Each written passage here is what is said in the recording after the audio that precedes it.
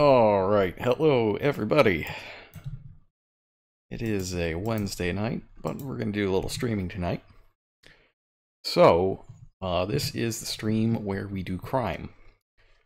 We're going to play Final Fantasy IV, the Super Famicom version of it, and this is the Namingway Edition translation patch for it, which the stated goal of it is to bring it in line with the modern localizations of Final Fantasy IV. From Advance, from the DS version, that sort of thing. So, we're going to start this game off with a heist. A little magic. But first, we got to make sure that we actually have it. So, here's what we're going to do. I got my SNES Classic here, right? And we want Final Fantasy IV, which was Final Fantasy II here in the States. So, I'm going to do a little bit of magic. And I'm going to use water crystal here. Hang on. Alright, so, gotta do a little bit of math shenanigans, right? So we got Final Fantasy III. Oops, hang on. And, we're going to add one and subtract one to it. So if we add one and subtract one, that's 0, right? So we're not changing, Final Fantasy III at all. But if we do it just right, what we're going to get is this Final Fantasy II and Final Fantasy IV. See, we added one, we subtracted one. SNES Classic still thinks we're on Final Fantasy III, since we technically added 0 to it. But we know better, and we've got both.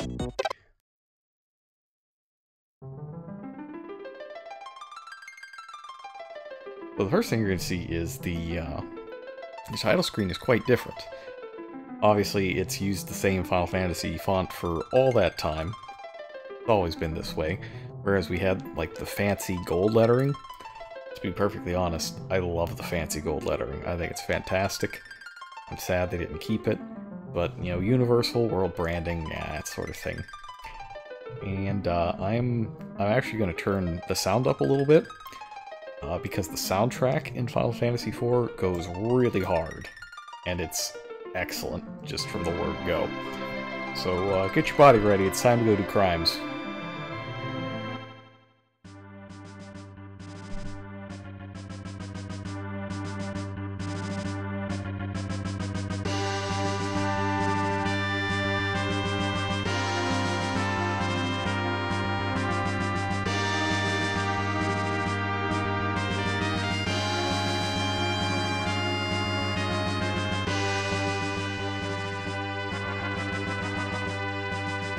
Alright, so in this game, the main character is Cecil, captain of the Red Wings. He is a Dark Knight. He is the first Dark Knight. And he's more or less Darth Vader. As our soldiers are pointing out here, we just got back from doing some serious war crimes. We attacked an innocent mage village and went to steal this thing. So let's take a look back and feel shame for our actions that occurred off-screen.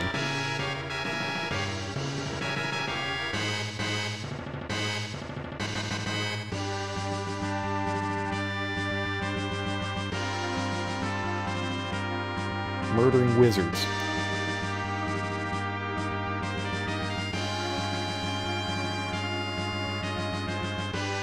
Now, as much as I'm not a fan of wizards, it is well known that you can't just go around, killing wizards that aren't even fighting back or doing anything. Even the Dark Knight knows that.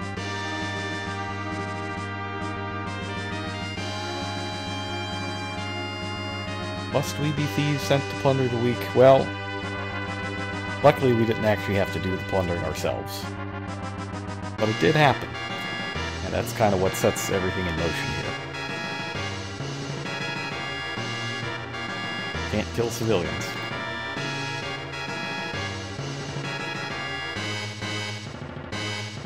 Yeah, am I the only one that imagines Cecil actually sounding like Vader? Like, I know he's got a voice in the DS version, it just doesn't match the feeling that I get when I think about Cecil early on in the game. He's a Dark Knight, right? And the whole thing with Dark Knights is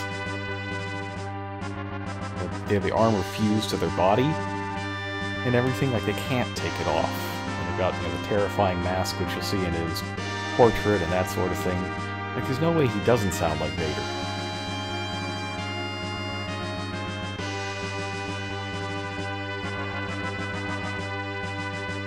Look, he's even going to show off some force powers. Or at least attack items. I'm pretty sure these are just attack items. Attack items that were, incidentally, not in the US Final Fantasy II. I believe they removed all the attack and spell items from the game. See, this is how you know, like right there, that's how you know this isn't Final Fantasy II US. That would never fly in Square Enix's 90s. Rather, Nintendo's 90s.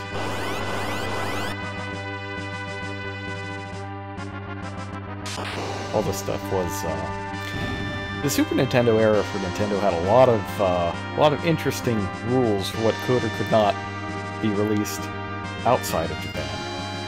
And almost no rules for what would go inside Japan.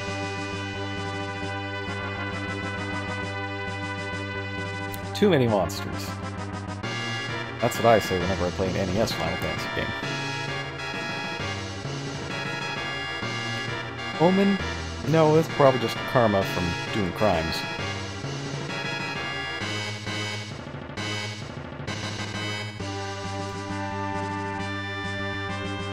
Why does the whole Vader comparison show up? Well, there's this old saying that the odd-numbered Final Fantasy games are more focused on battle systems, and the even-numbered games are more focused on story than systems. But the story in all the even-numbered games is some variation on Star Wars. So, like, Final Fantasy II on the NES was, you know, the entire original trilogy smashed into one game. And, oh good, well, Cecil's feeling some shame, that's good. You know, we spent 2 minutes on that ship. Feels shame. That is how it is.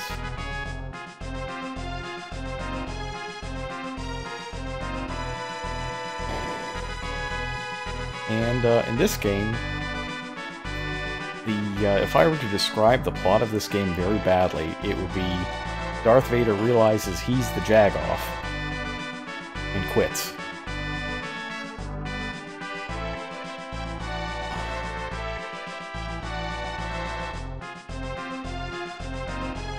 Well, I guess he gets ratted out in this case. Baigan here is a bit of a jag himself.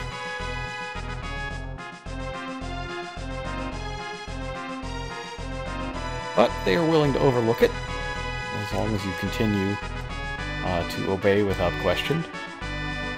But we're going to hand over the crystal. And, yeah, he does find our lack of faith disturbing. That's 100% correct. See what I mean? It's Star Wars all the way down. We just finished playing Jedi, and now we're going to do it again.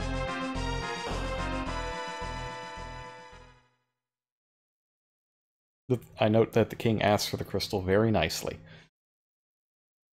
So I guess we can give it to him.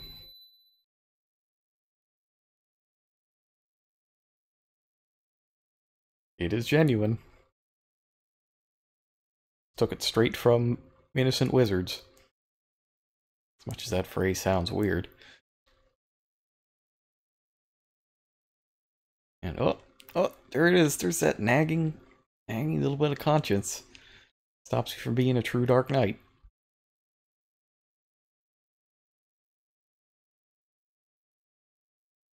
You relinquish the water.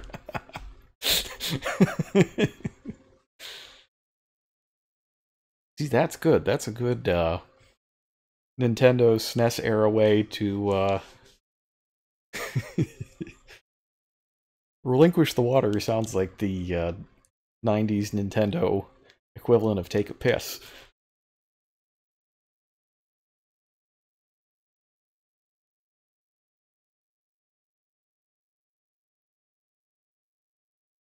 You take me as a fool. Yes. Smee. And so Cecil is fired. He no longer gets to command the only air force in the world.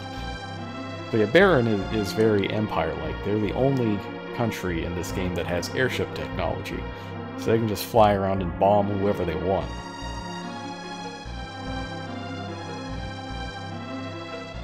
So we're off the Force in terms of Air Force. And instead we gotta go kill a dragon and deliver a ring to the Village of Mist. Instead of being the terror of the skies, we're now Norman Reedus, and that's a pretty big downgrade as far as I'm concerned.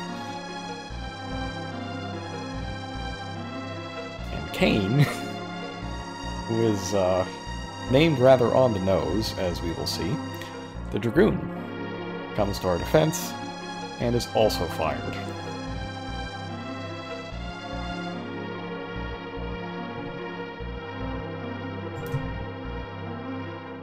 Yes, Kane can jump. And you know what's really crazy? So I reset the moderation things on it, and it just told me that Kane is aggressive. And I mean, they're not wrong in terms of the video game. Like, Kane's... Maybe it's just the biblical thing. So we get the signet, and we get shoved out of the room. Well, nothing to be done for it. So, oh yes, with a C. Very different. Yeah, Autobot loves Kane with a C. I don't know why. But, Kane with a K? Nope. Well, I guess he's a deadly Dragoon, so there's that. Alright, so let's see who we got here. So we got some people arguing about the king. One says he seems off, the other has faith, and doesn't like being choked.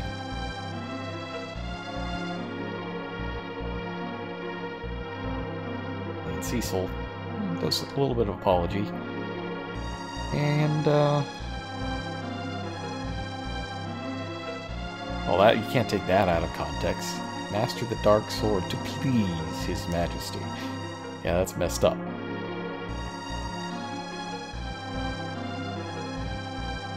And, okay, so this was cut out of the original game.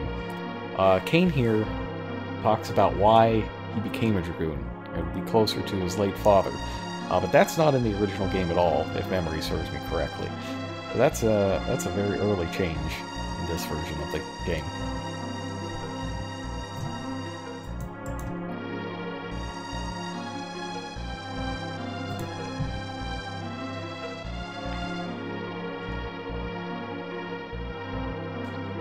Alright, so we gotta prepare for tomorrow, and best way to do that is to steal things from your own castle.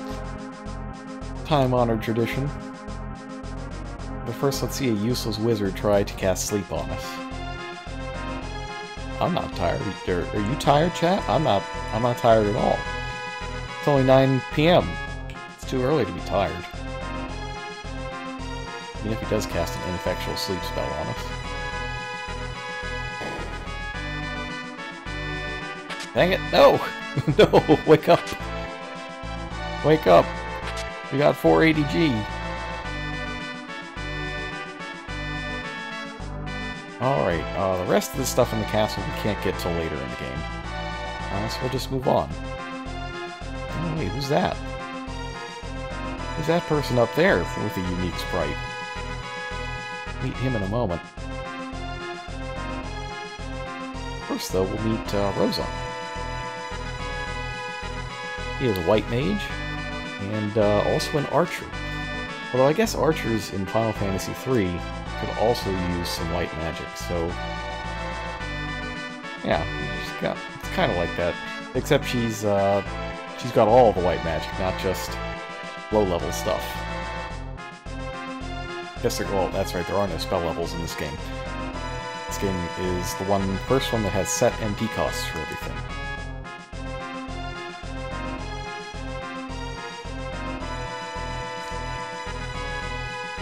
Yeah, Cecil and Rosa are... Oh yeah, no, this is the Spoony Bard one. That's 100% correct. I do wonder if they kept it in this translation patch. Like, they have to, right? It's classic.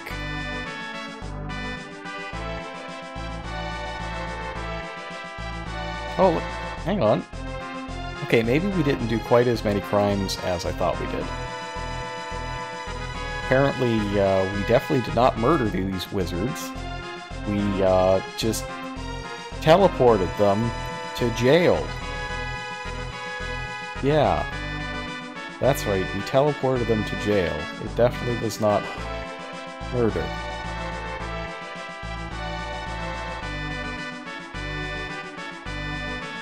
So why is Baron the only kingdom on this planet that has airships? Because they're the only one that's got Sid.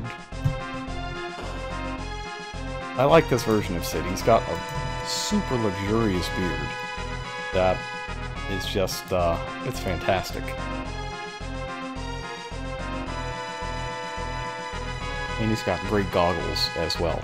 His eyes are protected, but not protected enough to make him immune to blind status.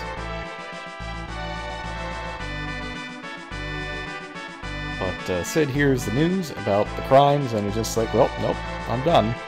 I'm going home. Bye. Taking too many all-nighters, though, is not a thing. It's pulling all-nighters. Pulling, not taking.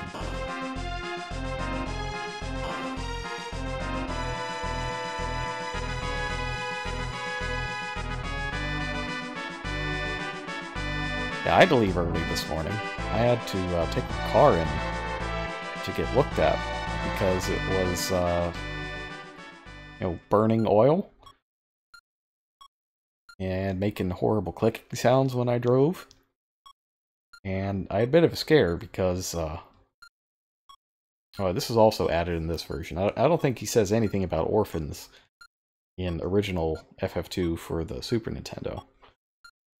But that extra story stuff was in, it was definitely in the DS version. It might have been in Advance. I don't really like any of the Advance versions of the game. More like SNES all the way. And part of it is because the sound on the Game Boy Advance is like fart horns for everything. I'm not a big fan of it.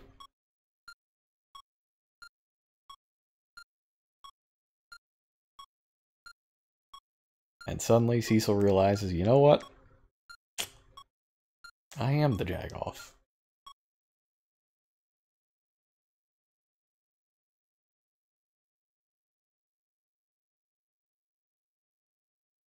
Here's Rosa.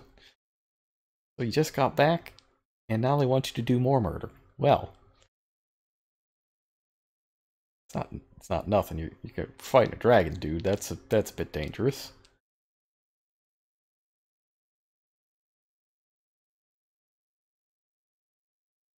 Yeah, I think Cecil's pretty interesting. It is the first time that they really had a main character who wasn't unequivocally good. They tried it a little bit with Leon in NES Final Fantasy II, but he doesn't show up until the end of the game. And then he just leaves at the end.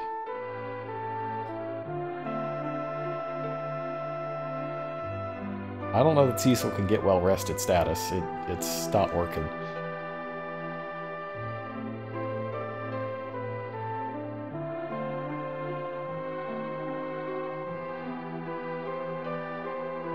Speaking of well-rested, I am not going to be well-rested tonight. I am going to wake up early in the morning again because of the Smash Direct that's happening at 6 a.m. Yeah, Sakurai is announcing the 5th DLC character at like 6 a.m. And I hope it's as good as the Terry one, where he just nerds out about whatever game series it is for half an hour while showing off the mechanics. Because that's one of my favorite videos. It was really, really interesting.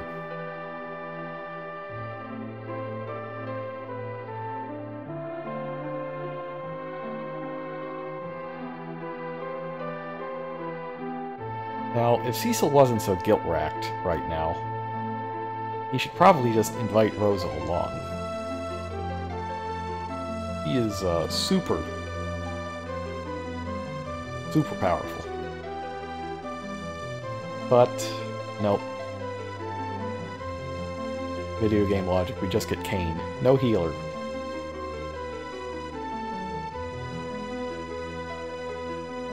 "50 music tracks won't happen again." Yeah, well, yeah, it depends on who it is.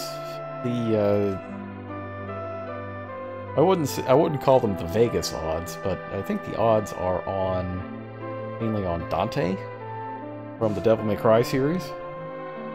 You know, this guy. But it's not. It's certainly not confirmed.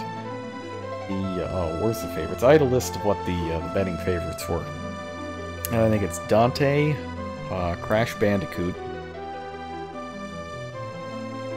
Where is that list? Like Dante, Crash Bandicoot, the Lords from Three Houses as a Pokemon Trainer-esque character. That's not going to happen. I don't even know why that's on the list.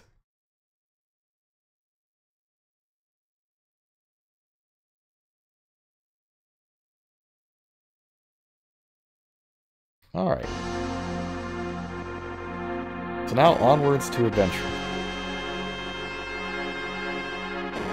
Oh, that's right, Jill Valentine. Because of the Resident Evil 3 remake. That was the fourth one.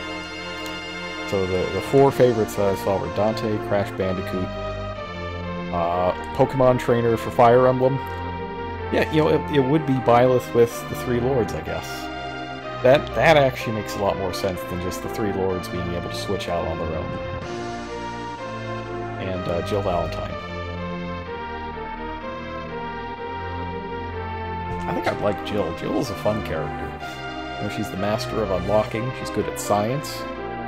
She can play the piano. She's way smarter than Chris Redfield.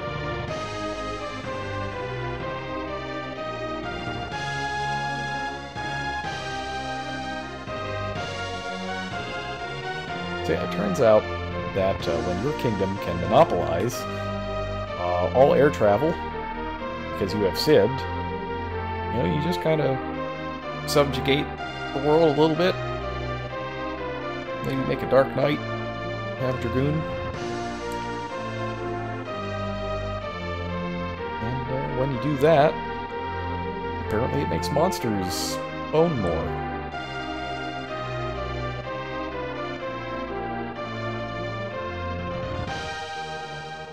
That's right, well I can get you to like maybe 6 or 7 hours before the direct. Alright, so first thing we're going to do is... Oh, there we go. So yeah, Cecil, Dark Knight, like there's no way he does not sound like this when he speaks. Like there's no way with that kind of armor, right? The Kane, you can at least see his mouth.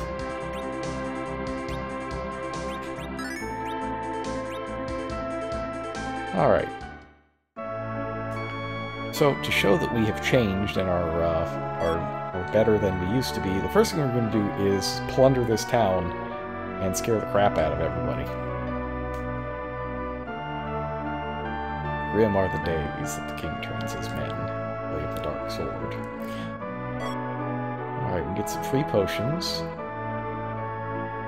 We can get warning to not do what we're going to do. No weapons and armor, though. That's just locked.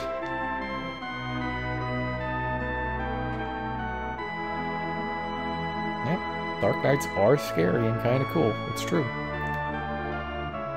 Alright, so we're not going to talk to the dancing girl. She's just a bit of a time waster. But we are going to come down here and get more hidden items. Like, if you watch a free Enterprise race, you know, the Final Fantasy IV randomizer, the first thing that they do almost every time is come to Baron and just loot everything. Of course, it's a little more exciting when when you could get anything out of Baron. Alright, so let's see. Bronze Hourglass casts a low-level stop spell, I believe. There are a lot of attack items in the Super Famicom version of this game that just didn't make it into the original one. So there are a couple major differences. So in Final Fantasy II US version, you get heal potions that just heal everything. In this game, there's the Unicorn Horn that heals everything, but it's a rare item, and it has the general antidotes, eye drops, etc. for all the other status ailments.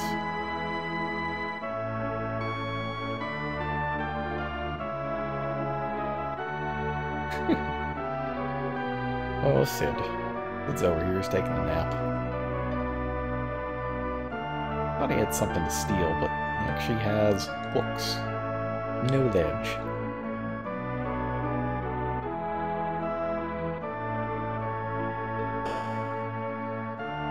Alright.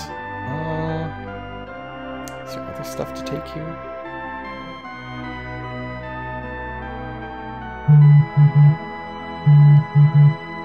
Most of the stuff I'm thinking of is not till later. Okay. Yeah, we don't need the beginner's house. I know how to play this game. And we will learn more about it as we go. Alright. So off we go. Village of Mist is up there, but you can come down here and find a hidden chocobo forest. This is the first game that has multiple types of chocobos. White chocobo restores your MP, very handy. And yellow is the normal type that you ride. You can skip some encounters and come all the way up here. To our first dungeon, the Cave of Mist. Or the Mist Cave, either way. Really good dungeon music in this game as well. The soundtrack is just killer. Even this battle music. Alright, so you might not be familiar with the Dark command. In Super Nintendo and FF4 Advance, sorry, Super Famicom and FF4 Advance, this lets you trade an eighth of your HP for a non-elemental, non-magical, non-physical attack on everything. It's not super powerful. I've got the formula for it around here somewhere, but we're probably not going to use it too much, except to wipe small groups of enemies like those imps. It was removed completely from FF2 US and rebalanced for the DS version, where instead of being an attack, it's a buff. We'll get some use out of it now, though.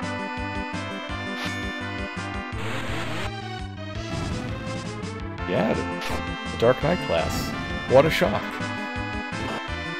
So even though they took it out of DS, you can see that this is the ability that got passed down to future Dark Knights.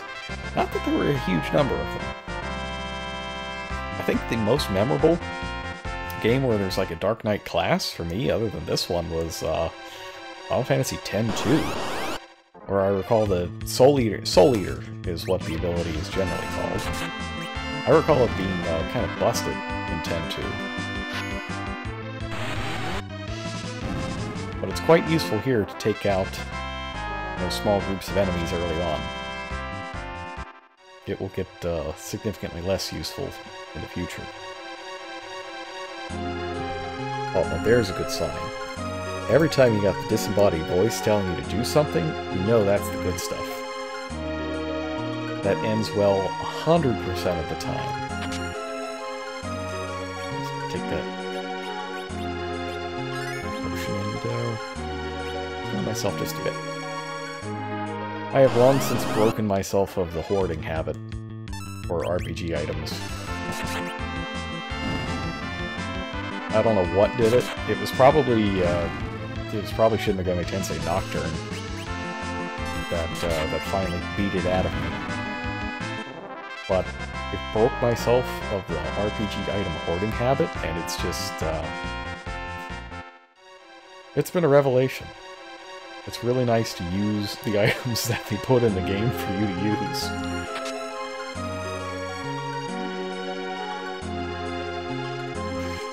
Yeah, I've been on a real classic RPG kick lately. Like Romancing Saga 3 and playing those first 3 Dragon Quest games over the Christmas break has really got me in an old-school RPG mood again.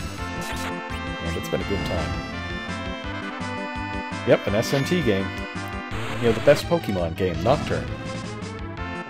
Which, also features Dante from the Devil May Cry series. That's the game that it's from, in fact. You never used the Somas? Oh, I beg to differ. I beg to differ. I totally use the Somas. You can't stop me.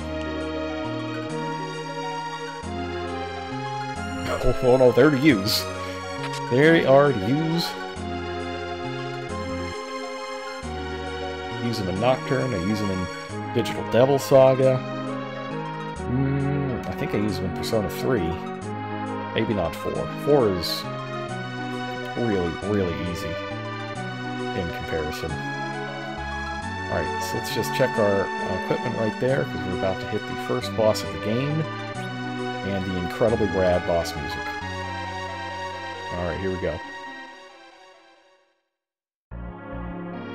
Who there? New game, who dis?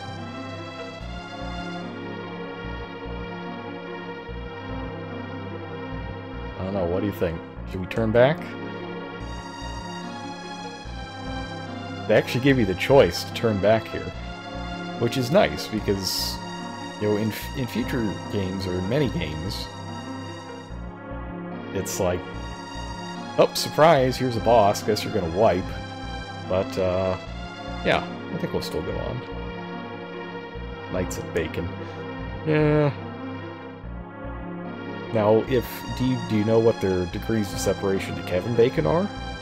Because I'd buy that comment if you could tell me that.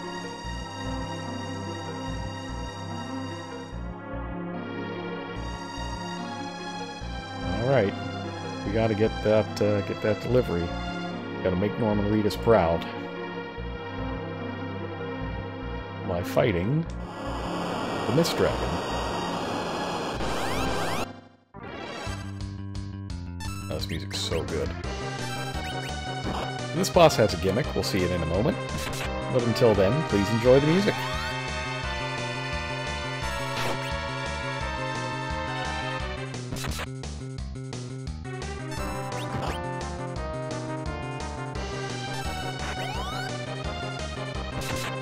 Ooh, crit. Maybe you won't see the gimmick.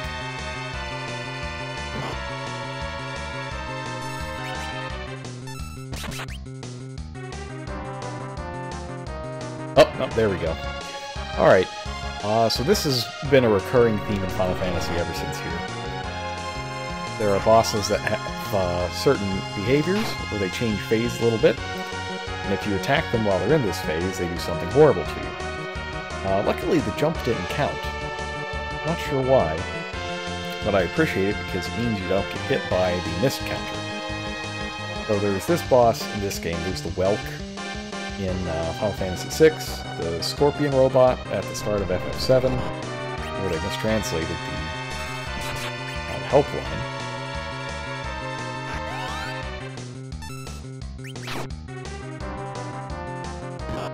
And I'm sure there are others, they're not coming to me right now.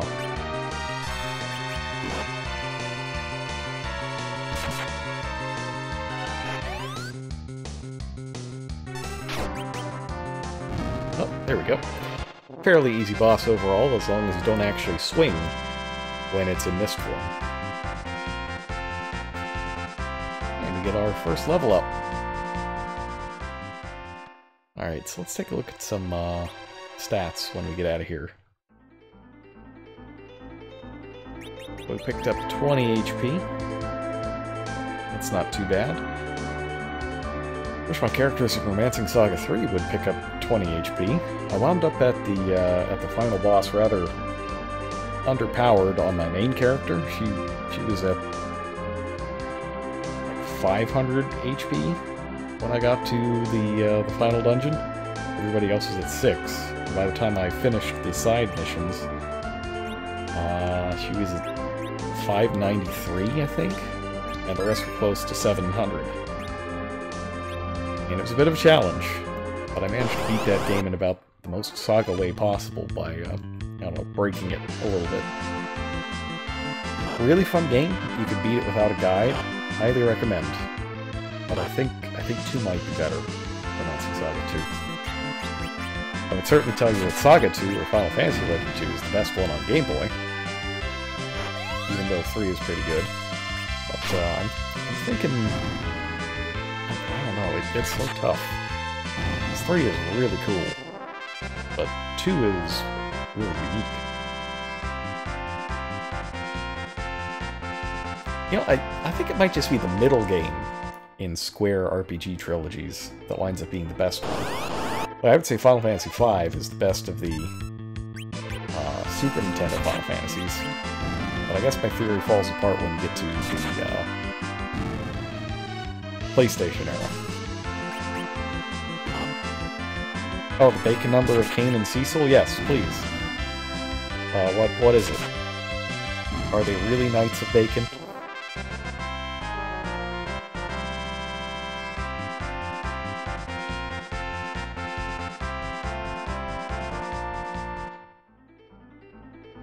What do you got?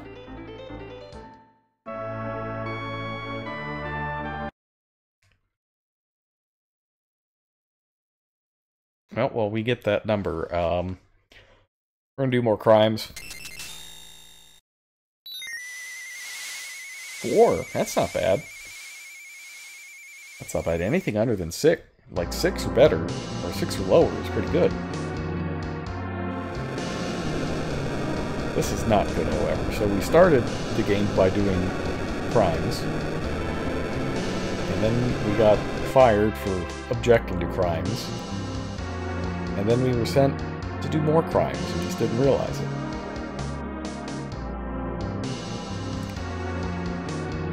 And wouldn't you know it, a half hour into the game, we burned down a village.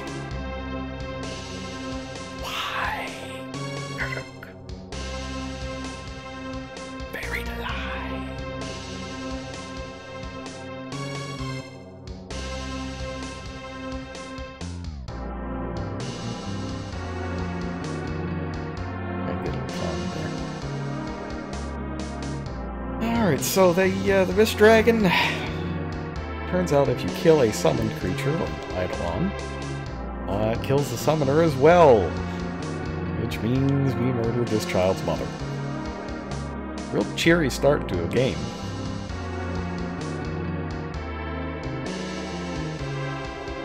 King knows what's up, though.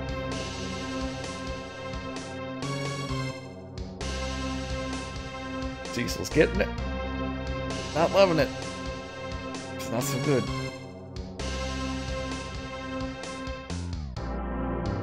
And I don't think... Well, we didn't try to murder your mom. This is gonna cut it, Cecil.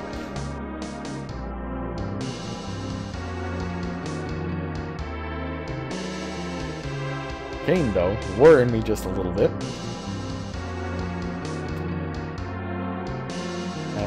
Asking Cecil if he's gonna murder a child. Obviously, the answer is no. Rose is correct. Cecil's not a terrible person. And he would certainly betray his king. Zack Ryder.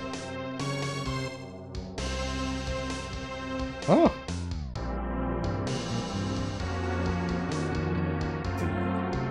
Hawk says Sakaguchi directed the last story with Jack Ryder, who voiced Zale. Who's in Popcorn, with T.K. Chan, who is in Everest, with Tyler Thompson, who's in Black Mass, Kevin Bacon, huh? Yeah. I'd buy that. Yeah, that is 5.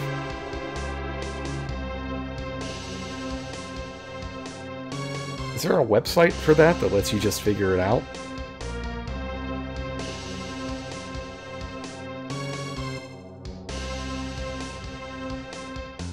Or does it count as 6 if you have to start with Cecil and Cain were created by Sakaguchi?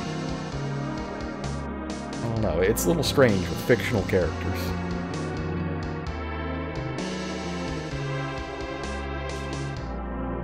It's 5? Okay. Well, Kane now gets the bright idea that we should have taken Rosa with us, which is 100% correct. We should have. But we did not. Oh, nice. This looks like. That's excellent.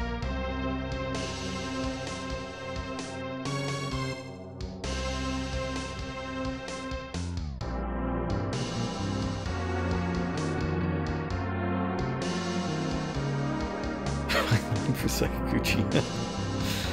Oh, so unfortunately, it's kind of a really bad idea to, you know, kill a child's mother and then be like, hey, you should come with us. That's just a really bad sequence of events that often, you know, normally you wind up on To Catch a Predator if you do that. But a little bit of, something worse, I think, is going to happen to Kane and Cecil here.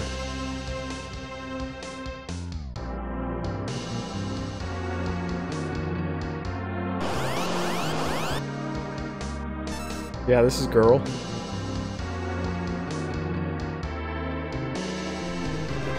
I don't think she was on the PC-98, but her sequel, Girl 2, was.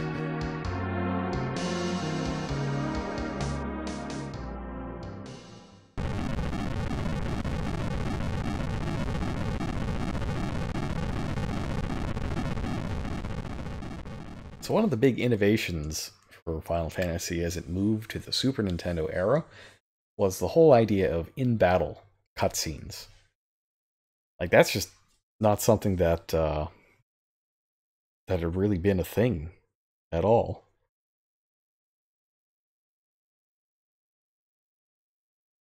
Up until then. So, like, when that came out, that was a big deal.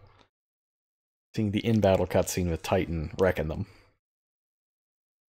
And yet, you know, they did survive.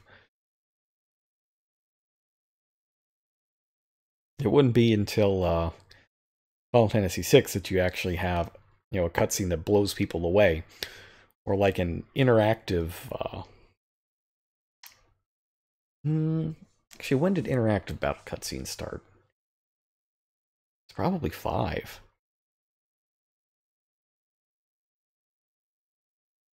I've got to think about it. Oh, so the month that I lost on playing these classic FF games to get ready for the 7 remake, we got it back today. It's a little unfortunate, but the remake of 7 was delayed by about a month. Oh, ambush, my old friend. Alright, let's see how much we can do with the dark. The FF7 remake got delayed for a month, and it's wound up right in between Resident Evil 3 Remake and Cyberpunk 2077, which does not seem like a great place to be for, you know, a 40-hour action JRPG.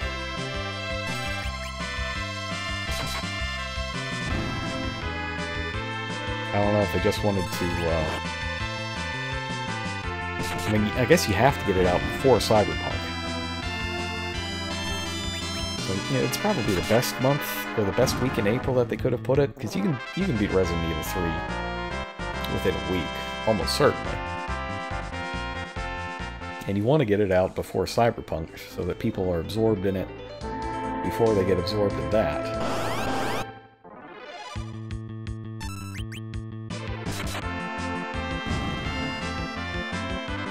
Ooh, look at that. Variable width font? Is that in one letter? That's an interesting bit of technology over there. You see the IN in Sahagan? I think that in is just one character. I wonder if I could check that, because that's cool. That's a good bit of technology. I'm always fascinated by how they make these hacks and patches for things, and the lengths they have to go to get the information needed to communicate in the English language into the space used to communicate in the Japanese language. Which, you know, you get a sound per character. Japanese, whereas you get, you know, you need multiple characters to get sounds in English. Alright, so we get a free rest here, but it's not going to be that restful.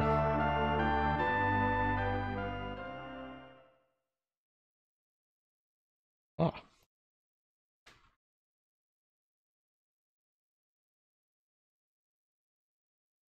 This is... Introduce yourself now? Not yet. Okay. We gotta do the next scene first, and then she'll introduce herself.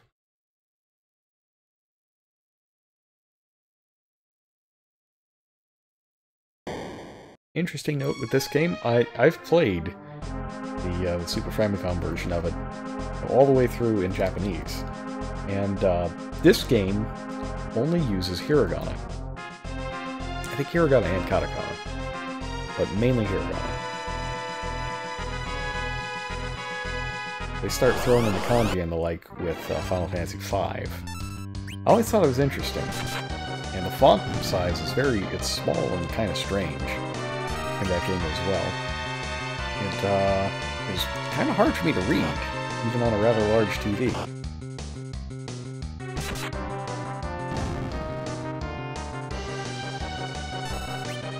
But I'm guessing the NES or Famicom Final Fantasy games are the same way. Yeah, get out of here, General.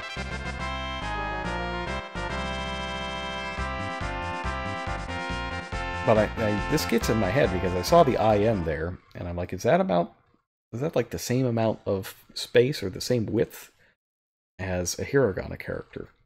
And if it is, then I could see how they got that in there.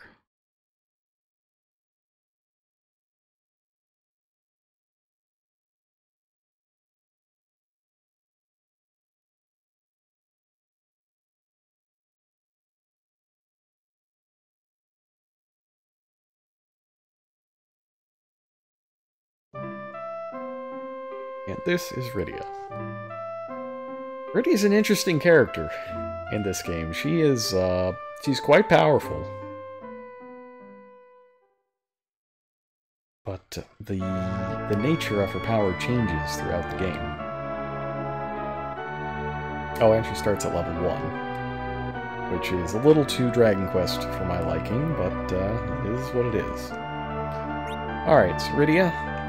First thing we're going to do is move her back here. In Final Fantasy IV, you can get 5 characters in your party at a time. And you have a front row and a back row. And there are always set formations. It's always going to be either 3-2 or 2-3, front row versus back row.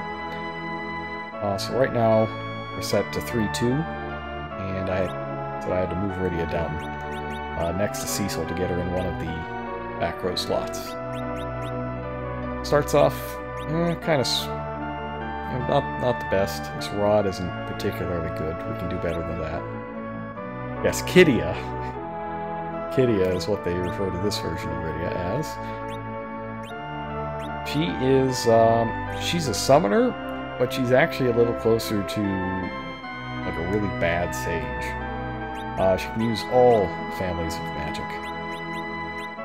But she's not going to get any summons for quite some time. Now there's a real sage in the game, Sage Tella. But we won't get him quite yet. Let's see. Oh, look at a nice even 1200 gil. Alright. We can use potions.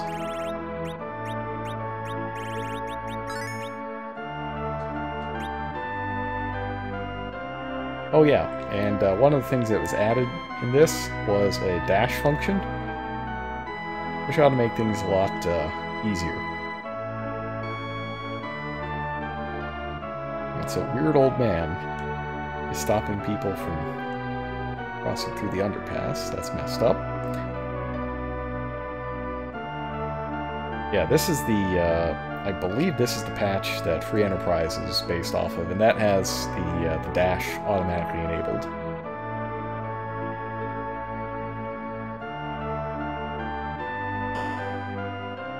Maybe we can cut some time off like this. This ability doesn't actually appear until 5, where it's one of the things you can get for a thief. Let's see, okay, so the water underpass is northeast, but 8 huge snakes block the path. Yeah, that's a future boss.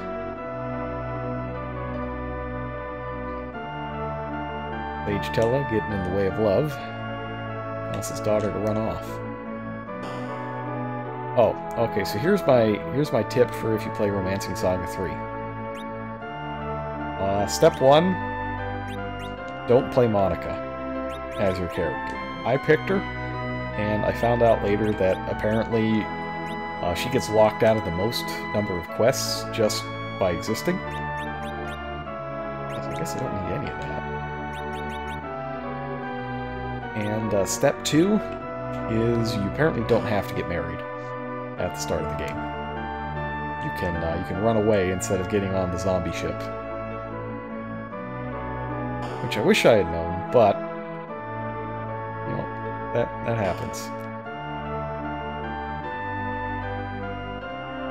Alright. There we are, there's an ether.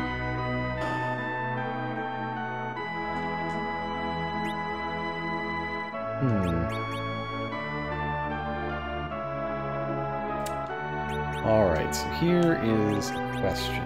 Should I use... What's Rydia's strength like? Should I even use a bow for her? Probably not. No. Yeah, I guess we're gonna stop buying anything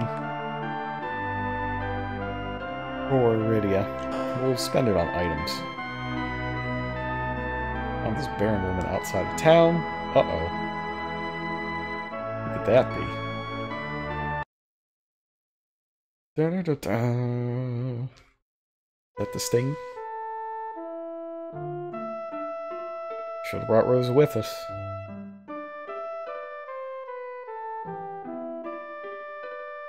Now, I think the implication here is that she followed along, that she followed after us, but then got caught in the, in Titan's rampage as well, and wound up in this town. Now, we gotta get the Sand Pearl to cure her, or Sand Ruby in the original. They're in the Antlion's nest. Well, we know he's telling the truth because there's a book that tells us exactly the same thing. Alright, so off to the Antlion's nest, which is beyond the watery underpass. So we've got,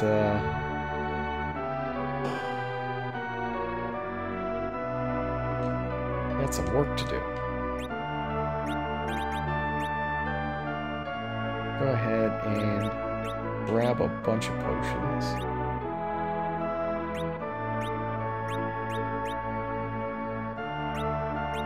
That seems like a nice amount of potions. And I think we should get some Phoenix Downs as well. Down to like 3 Phoenix Downs, 3 eye drops, 3 antidotes. And I've got a 10, right? I think I have a 10. Oh, I've got 3 10s. Okay, that's great. That is perfect. Then we will be on our way. So Rydia should gain some levels pretty quickly once we get out into the field. Her 10 MP isn't particularly good. In fact, it's particularly bad. But she's level 1. That's where you start at as a child, is level 1. I know the old D&D rules say that you actually start at level 0 until you become an adventurer or something like that, but yeah, who needs those rules anyway?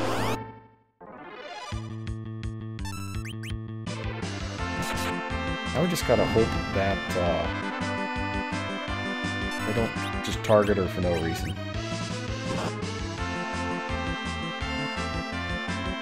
Both damage and accuracy are reduced when attacking from the front row or back row.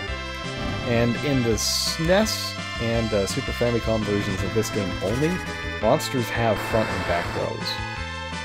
They took that out of Advance and I think DS? Pretty sure they took it out of DS.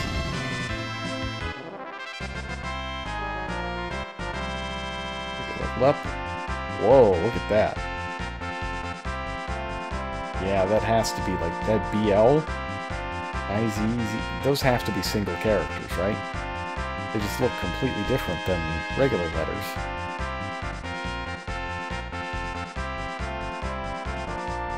Alright, so we got Blizzard and Cure. What we really need is Bolt, though.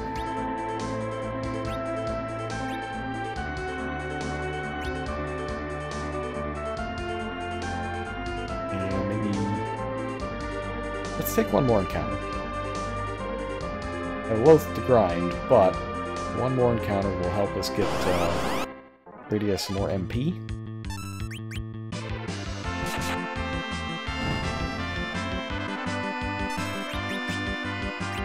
Because we can't do anything with her right now. So we'll get her a little bit more MP and burn a tent here.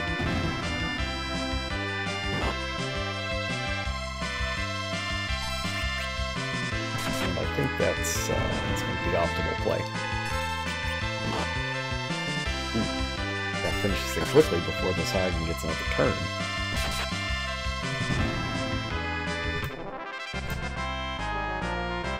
Nice.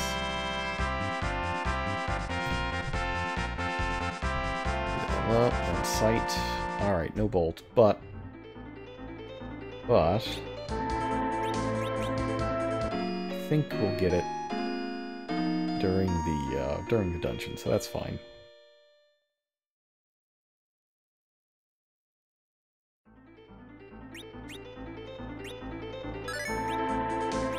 Alright, dungeon number 2. Watery Underpass. There's a lot of pretty good treasure in this dungeon. That isn't it, though.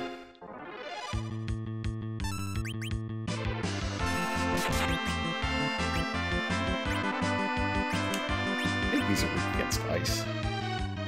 We'll see. Either ice or fire. Yeah, it looks like ice. But we only get 5 shots of Blizzard here, so I'm going to not spend one. Here.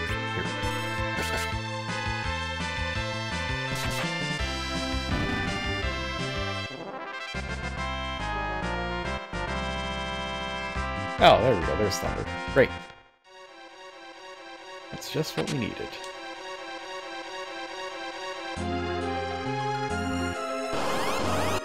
I gotta remember that I have the... Alright, so these are all water monsters. They should get wrecked pretty good. Yeah, that's pretty good.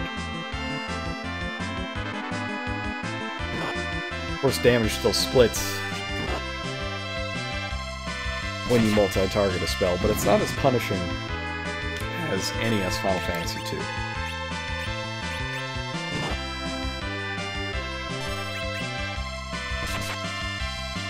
There's also not spell levels or anything like that. This is the first game that uses the attack and defense and magic multiplier system. They use them throughout the Super Nintendo games as far as I can tell. Not too sure about how 6 works, but I've got all the algorithms for 4 and 5 for, you know, reasons.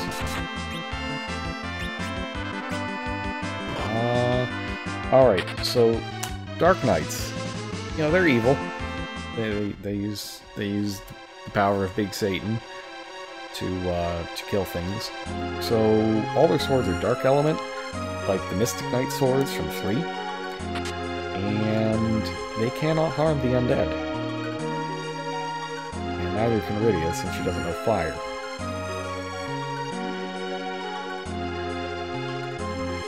Does that mean you're evil? Well, let's think. What have we done so far in this game? We robbed the innocent, we murdered the innocent, we killed the little girl's mom, and technically, we also abducted the little girl. So I wouldn't say that Cecil is exactly, you know, his karma score is in the negatives, even though his heart is good.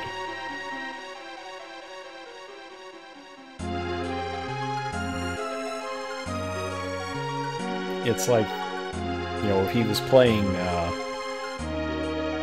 Mass Effect, his Renegade score would be very high, even though he's a Paragon at heart.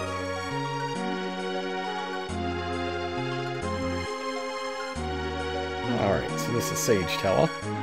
We're gonna join up here to help get through this cave, so we can go and, you know, beat the living hell out of a bard.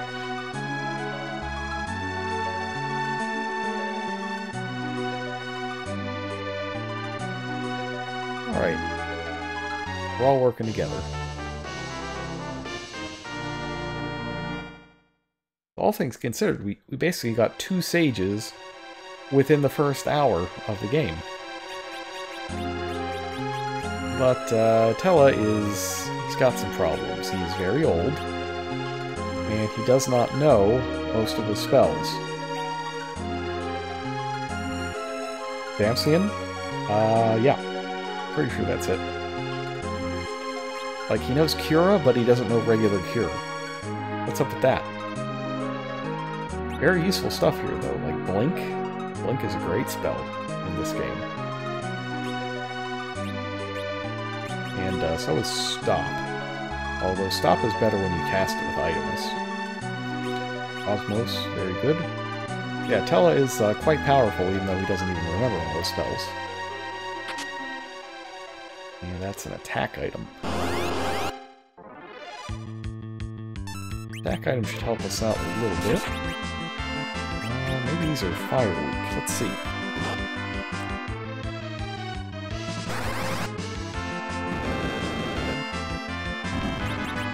I don't know. Looks like ice was correct.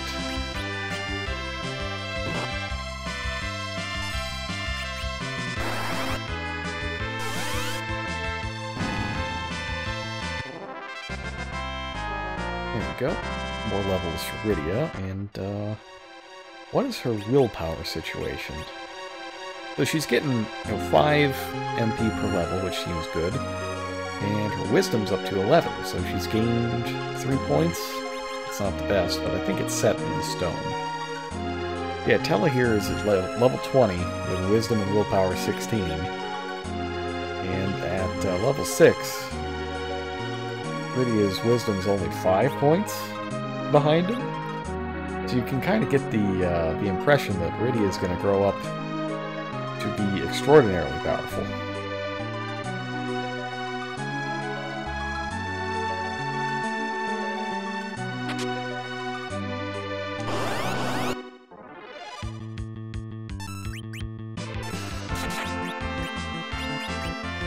Alright, so Tella's got a command called Recall, which is not in SNES Final Fantasy II. And it gives you a chance to cast a random spell from the list of spells that Tella forgot. Now, it still costs the MP, so it's not like free real estate or anything like that, but it is, yeah, it's not very good. It wasn't a real loss, I think, that it was cut. It can be fun, though. In fact, let's use it. We're here to have fun. We like fun. And we can spin the wheel.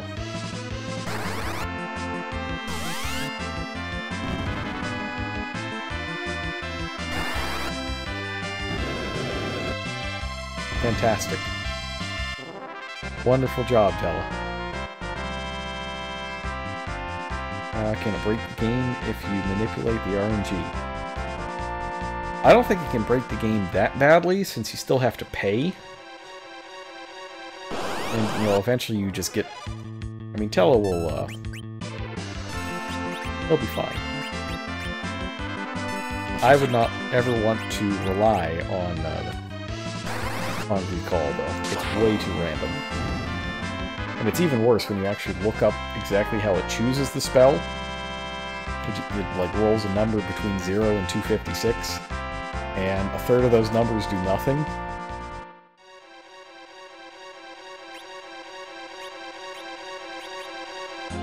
That's right, I used an ether. No one can stop me. I'm using items.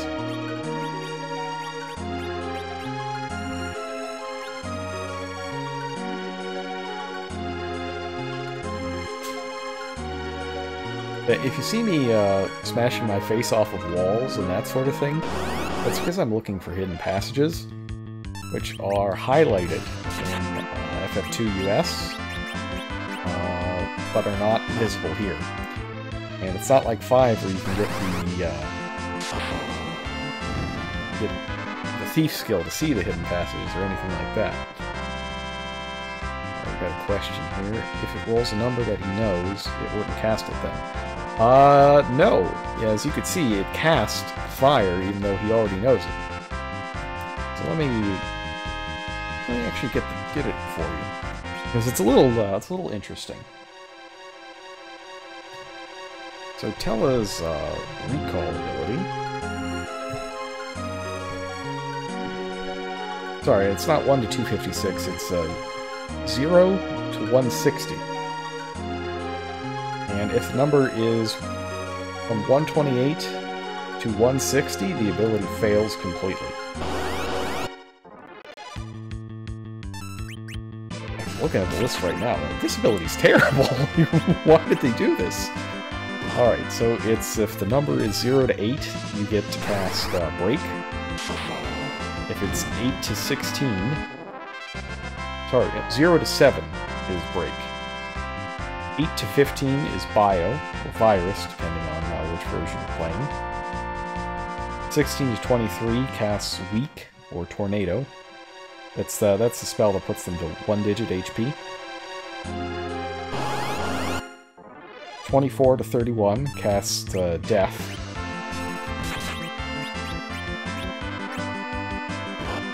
32 to 56, which you might notice is a much bigger range than the other ones. The other numbers just got 8 each. This gets 24, casts Fire. 56 through 79 casts Ice. 80 through 103 casts Bolt, or Thunder. And 104 to 127 casts Toad, and everything else fails. So you can't even cast like a lot of the really cool stuff that you might want a Sage to cast. He just doesn't have a whole lot of good stuff on that list. So I can see where they'd want to remove trap abilities that aren't very good.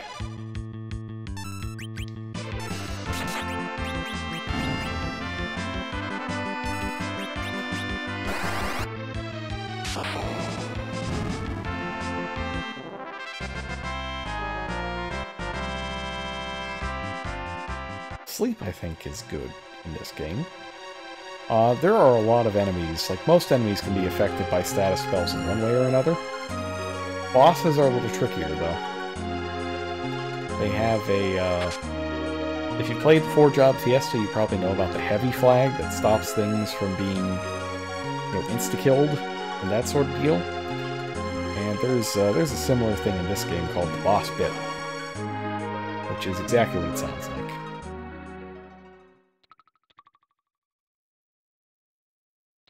And here it is.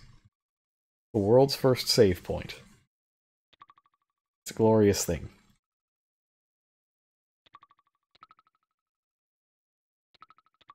I don't know if it's just a result of the Crystal Tower being so awful, but somebody, some actual genius, realized, maybe we should have checkpoints like other games do.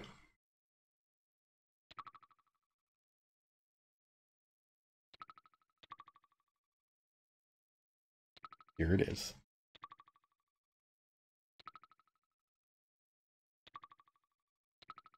Tell is exactly right. Rydia is going to be very powerful.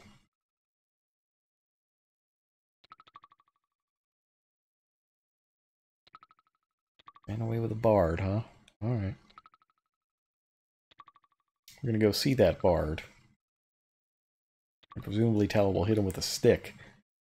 Because setting dudes on fire because they're in love with your daughter is messed up. But beating them with your cane, very cool.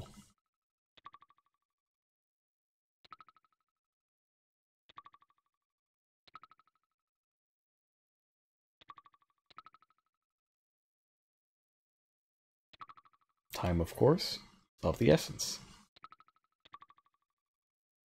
Alright, so strategy for this cavern's monster. It's an octopus, and it is very fast.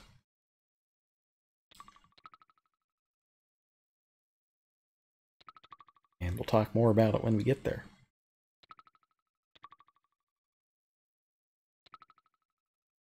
Has a great sprite too. Like, a lot of the sprite work is just fantastic moving into the Super Nintendo era.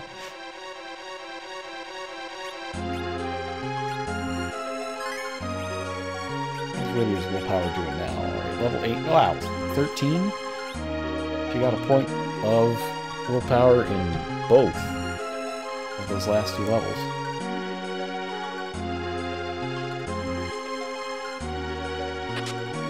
Ice Rod. I'm pretty sure that you can use rods as to cast spells in this game. But we should try it out. I don't think they break either. Like, breaking rods, I don't think became a thing until 5. But let's try it.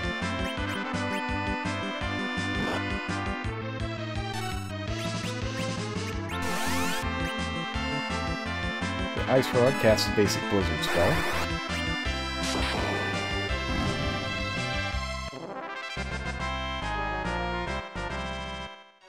I'll have to look it up, but I think it's independent of your willpower. Yep, it doesn't break. So it's closer to the NES version. You can just keep using it over and over.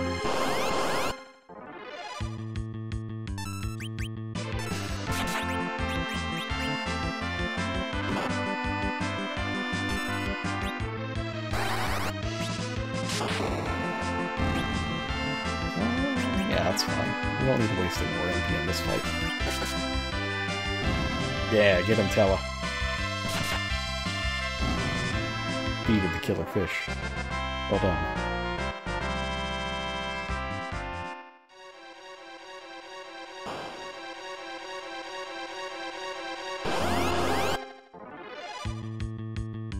Oh, okay, this one's a little tough. The virus, or rather the water bug,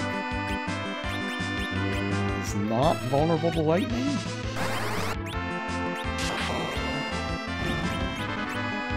No, resist lightning.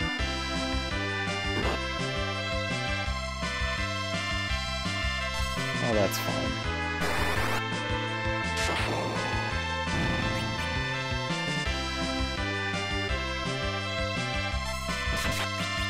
Could not tell you what that refresh ability does, though.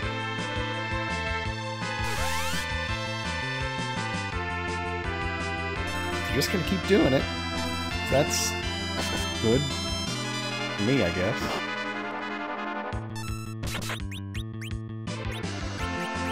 This guy has a lot of health.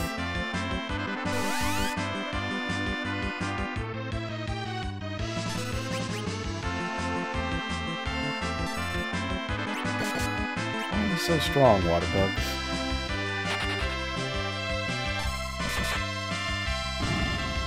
Oh, they can run too. That's new. What a strange battle. Some cash money and another attack item.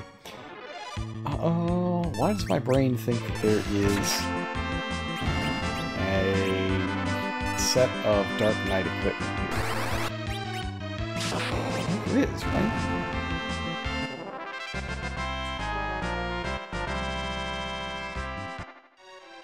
That ought to put Rydia at the same... I think it's the same Wizard as Tella. Oh no, a little smaller. Still enough to take out those enemies in one go.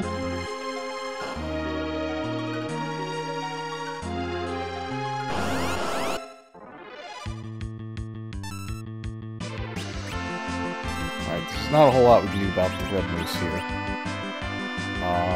They have a special thing where any physical attack is set to no damage, or like 1 damage.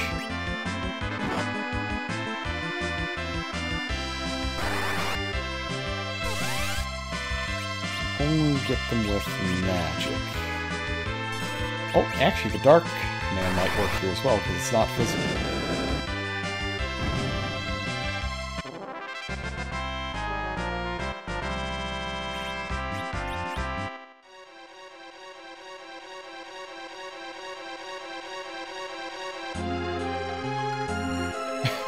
That's not a useful secret passage. But it goes elsewhere, right? It can go up and around.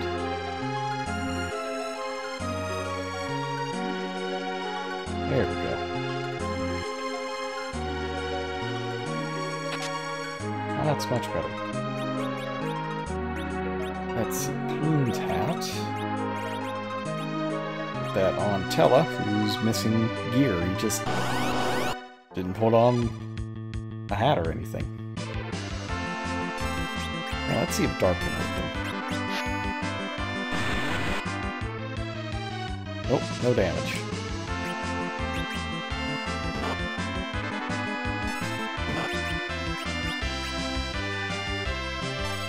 Pretty big waste of a preemptive.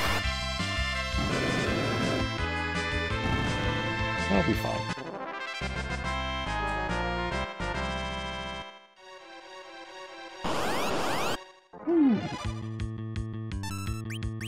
Back in the NES era, that was a quick encounter.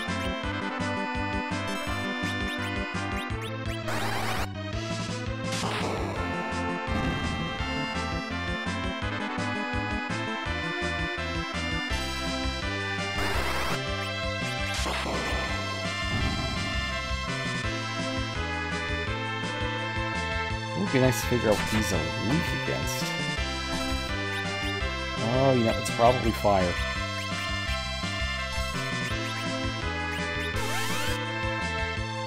All else fails, just kill it with fire. Makes sense to me.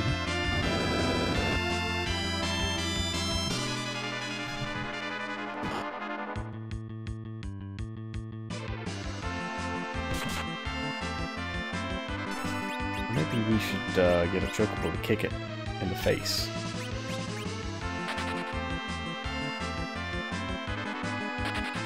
Maybe we won't get a chance. Huh. That's fine. Got the diet food. It's not diet related, but I ordered Ring Fit Adventure at the beginning of the new year, and it finally got to me today. It arrived after 8 p.m. So I was like, I can't really do it because I got to stream at 9. I don't want to be out of breath in the middle of my stream. So Ring Fit will have to wait, but I am excited for it. I got a couple friends who are playing it, and they swear by it. They said it's a really good workout, and it's fun. So I'm looking forward to trying it out tomorrow. I'm losing all my MP to Tiny Mage. Come on, Tiny Mage. Don't do me like this.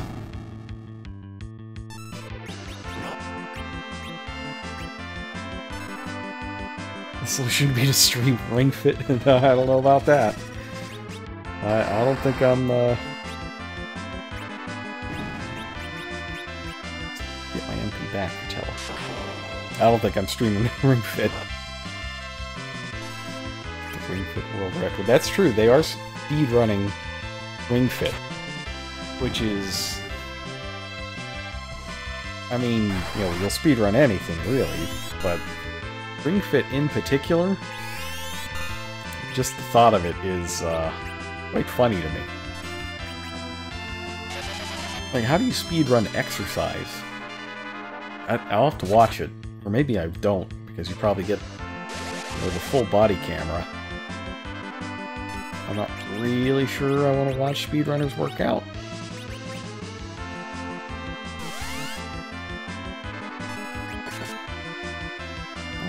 I don't want to watch anybody work out, really.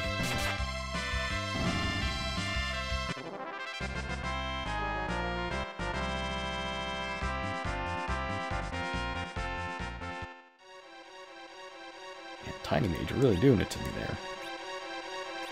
Alright, gotta get some of that.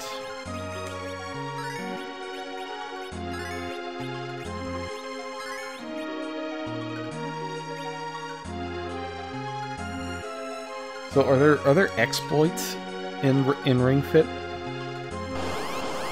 Can they like clip through walls or stuff like that? Like what are the strats, really?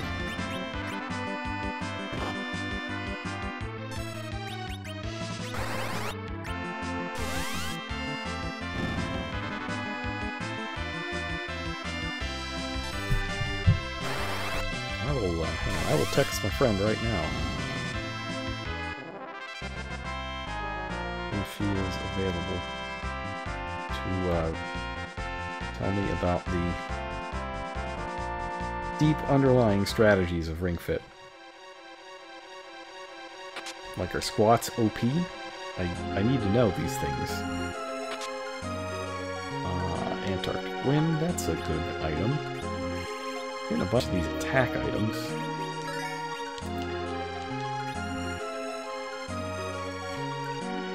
I want to use the bomb fragments if I run into undead, though.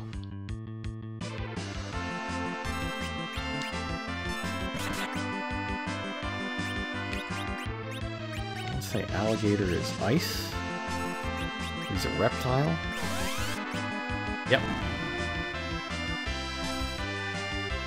Anything weak against ice is free as long as I have that ice rod. Now, I'm not sure that the... oh, that's something I should have looked up, is if the items like the ice rod function in FF2 SNES. I don't think they do. Or maybe they did and I just never knew about it because I was a dumb kid.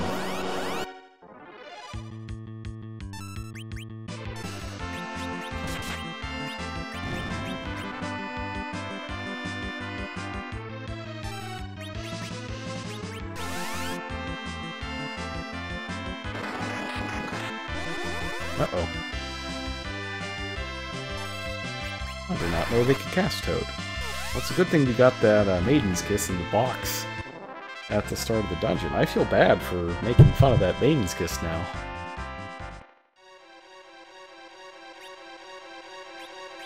It's gonna come in handy right now. Now the diet food... Obviously, these are all items that weren't in FF3 or FF2 Super Nintendo. The diet food cures Piggy, which is another transformation. You turn into a toad, you turn into a pig, or it becomes small.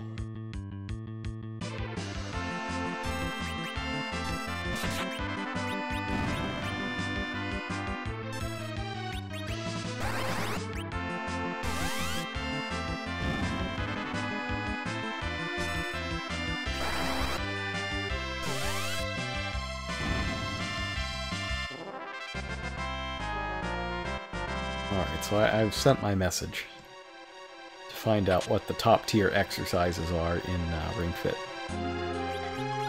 There we go, we got a Shadow Sword. One of these swords, one of the Dark Knight swords, has a insta-kill added effect.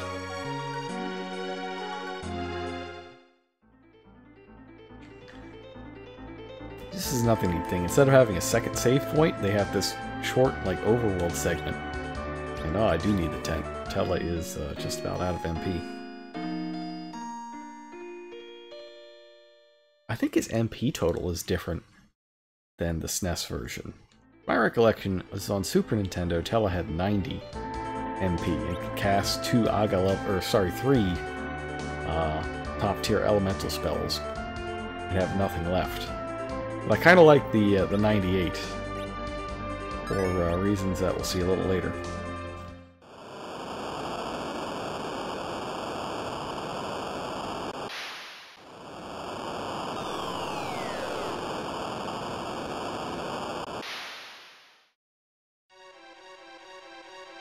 And Tella says the beast is below, but it's going to be a little bit further.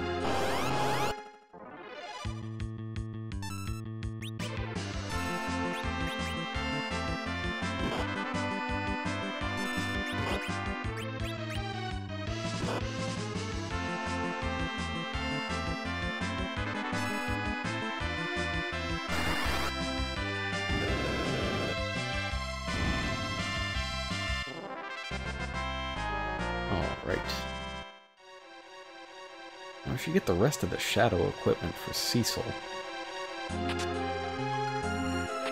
Hades. Hades stuff. A little bit of magic defense. So the numbers are attack power, physical defense, and magic defense. And they still have stuff like evasion rating and that sort of deal. It's not the best. 22%? Yeah, it's okay. But if I'm reading this correctly, I can't defend against magic at all. I got a 0 magic defense multiplier. That's not great. Well, I guess that's part of being a Dark Knight, is that you just have to accept getting blasted by spells.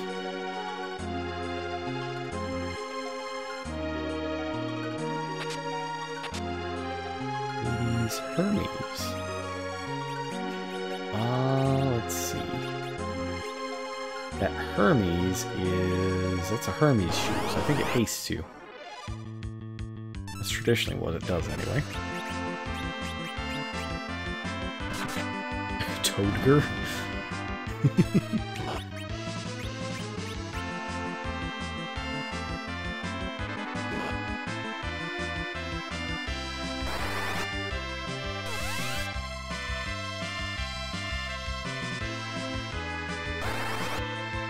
I should be paying a little more attention to these names. These are some good enemy names. Toadger.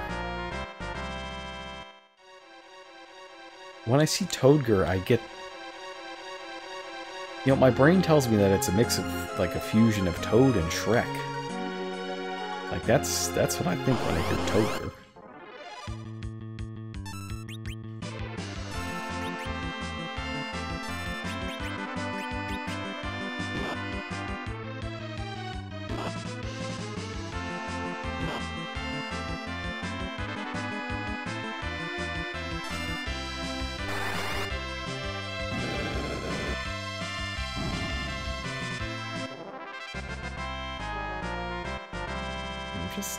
I feel like there should be a shield around here for Cecil, but maybe not.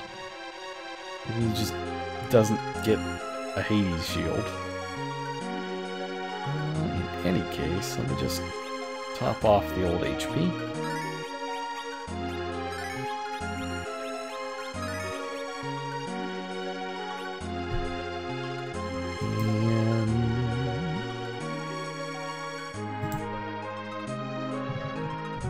Find where my chat window is because it's just vanished. There it is. Alright, let's fight.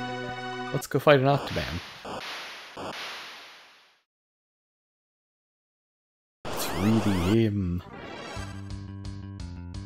Alright, so Octoman starts out very fast, and we don't have a white mage to cast slow. So I'm going to use one of these.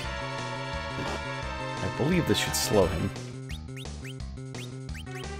Or not. I guess he's immune to it.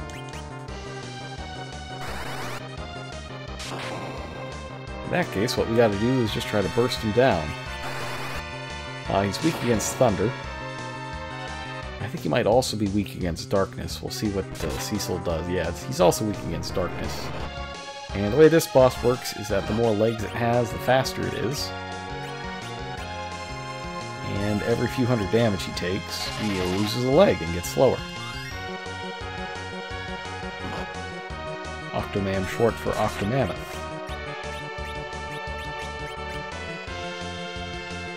It's a fantastic face, though. Look at that face! That is, that's a very common face, I think, for Amino's art. And I've got the Ultimania book. Sorry, not the Ultimania book, the Sky book. It's actually, my microphone's sitting on top of it right now. But I've got the book that has the concept art for this thing, and it looks really cool. Nope, I'm pretty sure it's Octomammoth. Or Octomammon. One of the two. I think there's one localization that uses Octo NAMN instead of MM.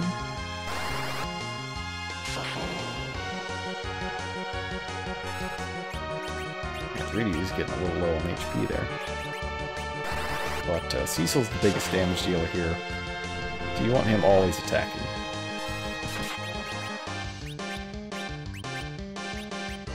For potion self.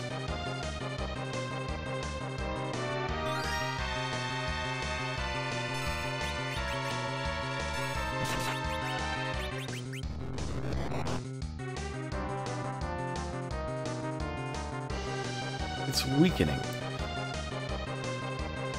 think in the SNES version it straight up says it's slowing down. But maybe that was just not quite accurate.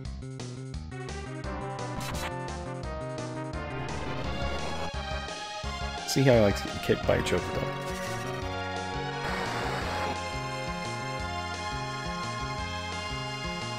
No shield? Well, that's good, because I'm not going back to look for any shields.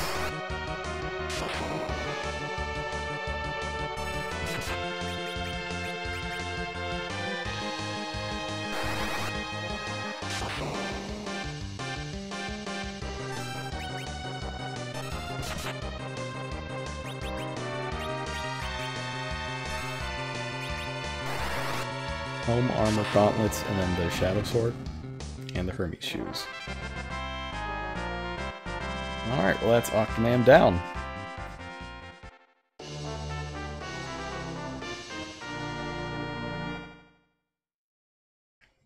And so, we're going to save out here and then pay off the stream title.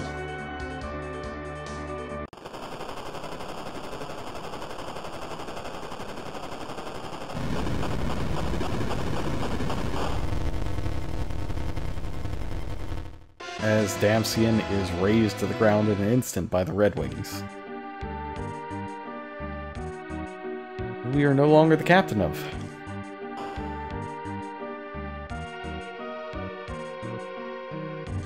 Yep, so this is Damcyan. The Emperor announced Vader 2, and this place was now reduced to nothingness.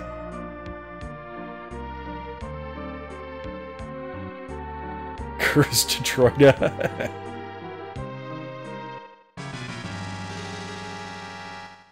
Now. They got theirs when Mary and Hosa switched teams.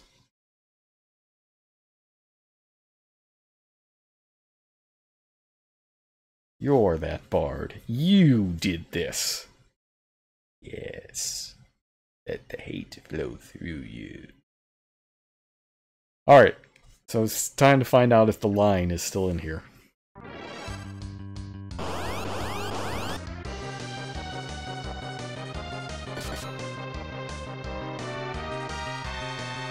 Man, this was real cutting-edge technology at the time.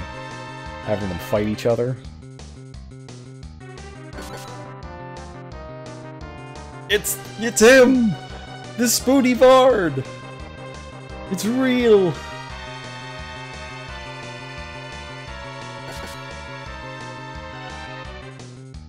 I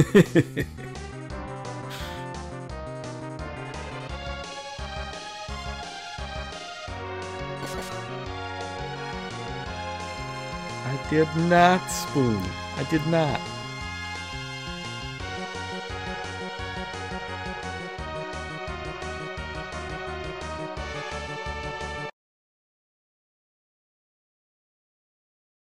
Get a quick "I'm not dead yet" moment.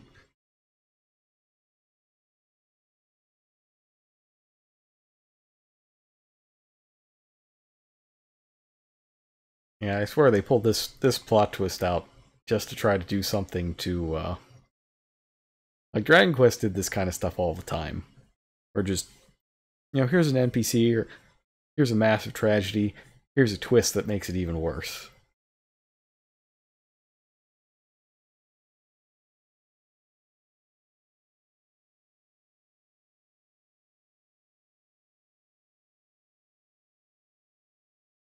Just hate to see it.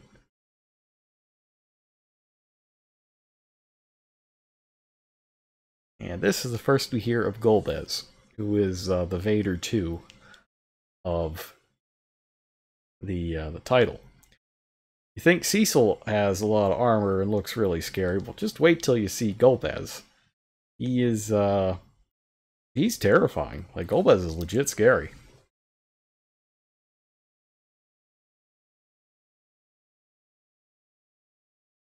That's right.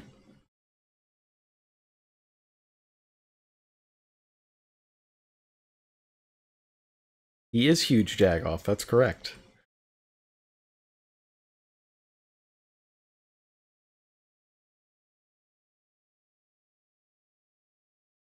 And the best part of all this is that they managed to get the crystal without even landing the ships. Like, Cecil got super replaced. Like, he had to land the ship to rob the Mysidians. But Golbez, he got it done, you know, just raising the thing to the ground at the same time.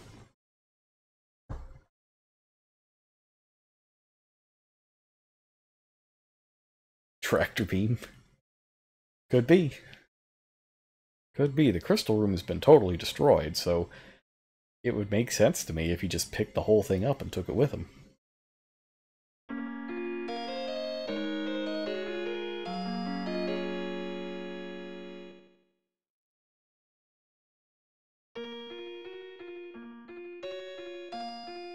Who is Golbez?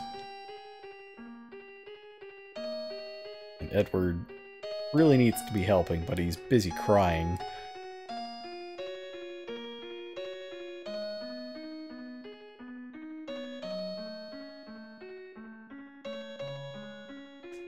It's that good SNES twang. I love SNES twang. It's a lot better than fart horns on the GBA, let me tell you.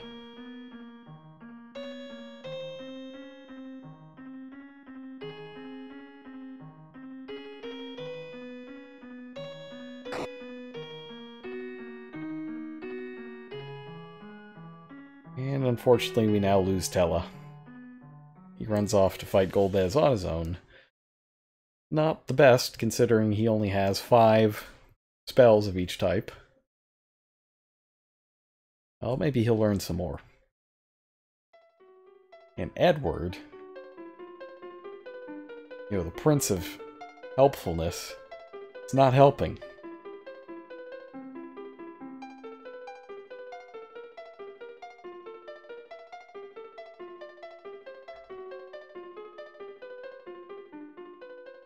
And he gets completely owned by Iridia, so that's just, it's not a good look for you, Edward.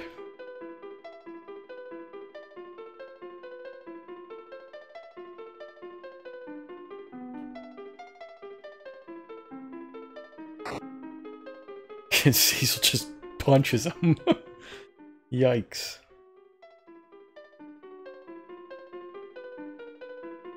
Though I figure Iridia probably would have, you know, smacked him if he was a little taller.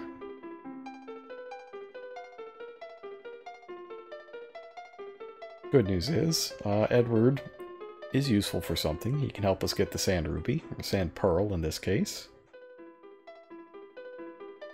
Its only royalty may enter the Antlion lair.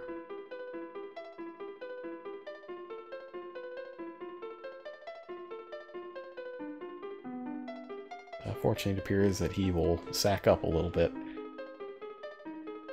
and come with us. Oh good, it's made from Antlion egg goop. Great. Great.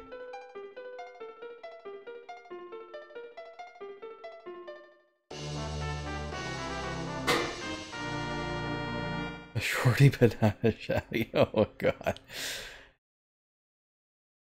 No sir, not this stream.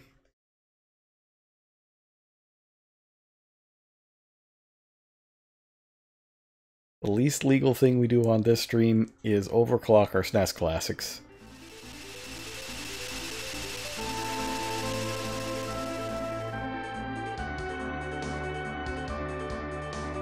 Alright, so I'm gonna head back in here.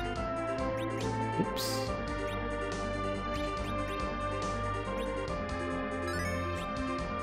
quick save, and actually, Edward needs to come over here. Creamer, Plume, Barb, Ruby Ring, okay. So, my contention is that bards get a bad rap in Final Fantasy because of Edward. There's two things I want to do here. I want to get a free heal. We're going to do in just a moment. Get to that pot of life. There it is. Right? It's a land speeder.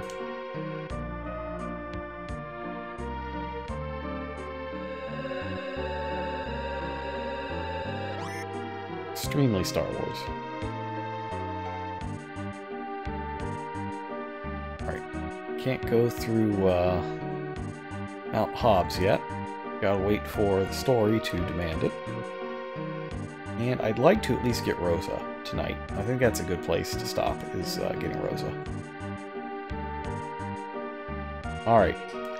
So here's something you might not know about. There is a secret treasure room over to the side here. And I straight up didn't know about this until I started watching Free Enterprise.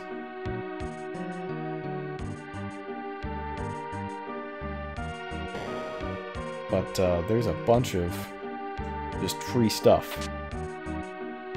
We got plumed hats, we got a crossbow, another ruby ring. I actually don't know what's supposed to be in here, I just know that it's a bunch of good randomized stuff. What else we got? Holy arrows, that's good. Ether potion, antidote, eye drop. Iron arrows, holy arrows, phoenix down, gold needle. That's a pretty good haul.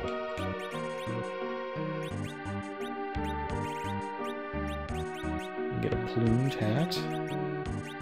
Well, that's way better, sure. Like it. Iron ring becomes a ruby ring. Or maybe it doesn't. I think she needs the physical defense a little more. Yep, so consumable arrows are in this game.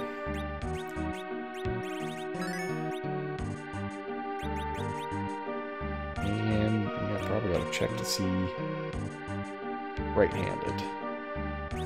So I forget how bows work, but I think it's you put the bow in the hand, in the dominant hand?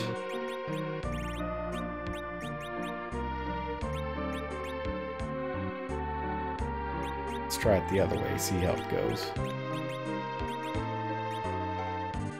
16. 13. Okay, you put the arrows in the dominant hand. And the bow in the other hand. Okay, because that makes sense, because you're pulling the string back with your dominant hand and aiming with the other one. Alright. So now we've got Iridia that's just, she's pretty strong. Cecil's got 27 attack. And Edward over here has 10. But, both of them have weapons that can attack from the back row. Which should do me some good. Make sure that I sorted. Gotta sort.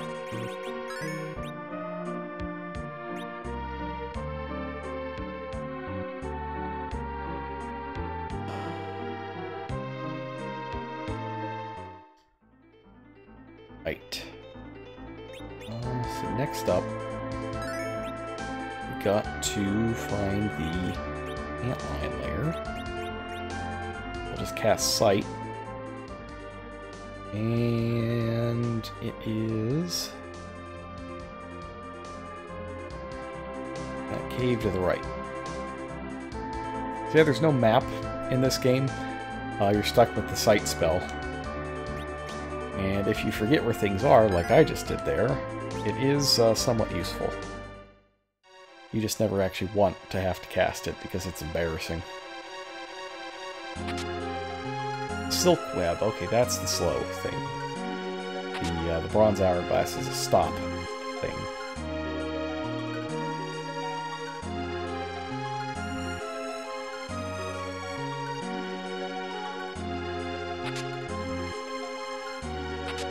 There's some general good stuff here.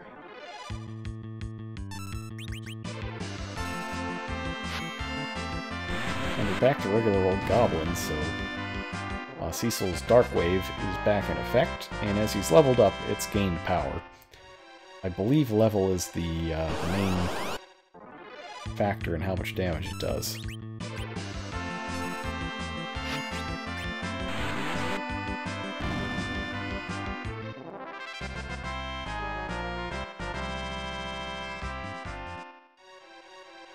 Yeah, we can roll a lot of these battles pretty easily, thanks to Cecil's ability there.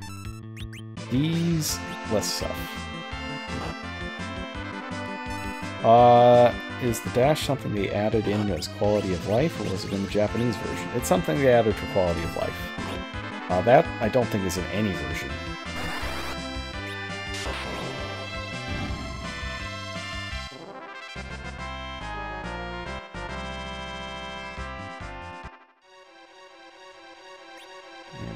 Potion here.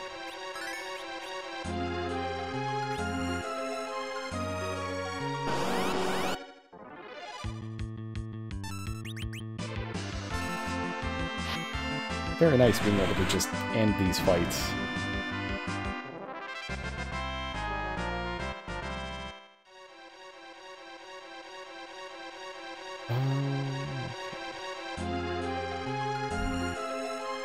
Yeah, Kitty is getting super strong.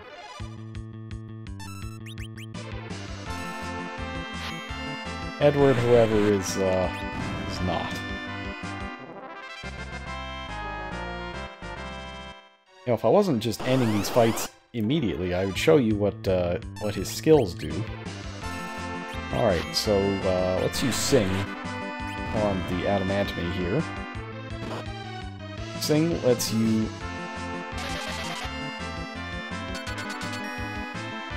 There we go. He sings a random song that has a status effect, and in that case we slowed him down. That's great.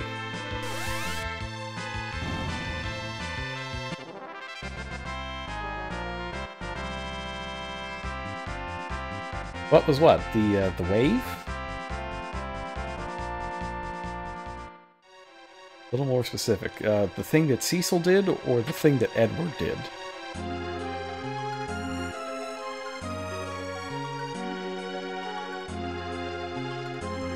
Yeah, so Cecil's move is removed from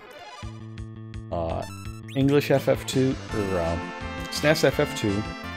They put it back in FF2 Advance, but it has been changed to something different in the DS game. That is, that's the Soul Eater move, essentially, that is the signature move of Dark Knights.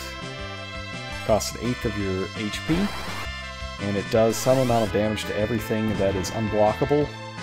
It's not physical, it's not magic, it's just a pure damage move.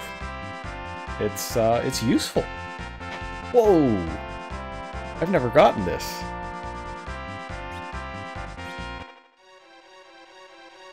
Finally here. So this is a, it's kind of a rare drop. I want to say it's a 1 in 64 drop off of Goblin-type enemies, but it is a extra summon that Kidia can learn, because normally she doesn't learn any summons, or any new ones. But we got one here. I've never used it. I don't know what it does, to be quite honest. But we can now summon Goblin. I'm excited.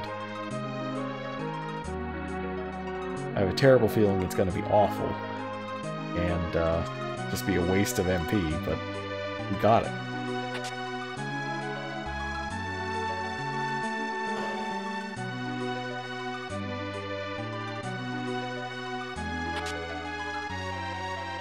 Alright, so here's the deal. Edward's current harp if you attack with it, it can cause sleep. The Lamia Harp, if you attack with it, can cause charm. Yes, it's Imp in the United States, the goblin spell. This is supposed to be able to cause charm, but I believe this particular item is broken and doesn't work properly. We'll have to see. I may stick with using Sing, because any of the ailments that Sing inflicts are all useful.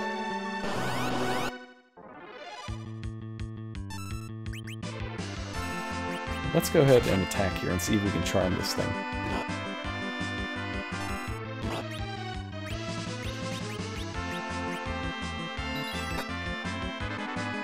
Well, it says it did. Let's see if it works.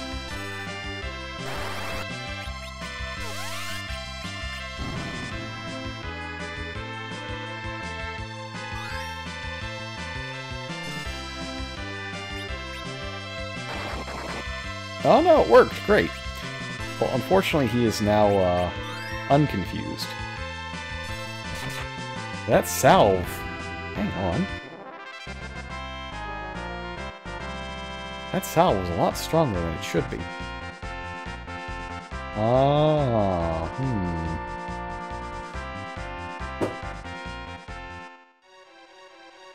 2%? It's not a big number.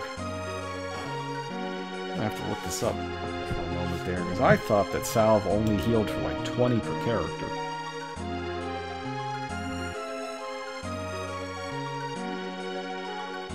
Oh no, I'm looking at FF4 Advance. Alright, that's weird. FF4 salve.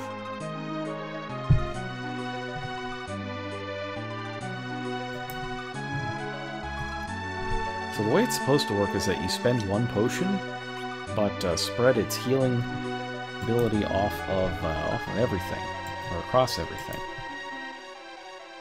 And potions normally heal 100, so it's like 20 per person. But...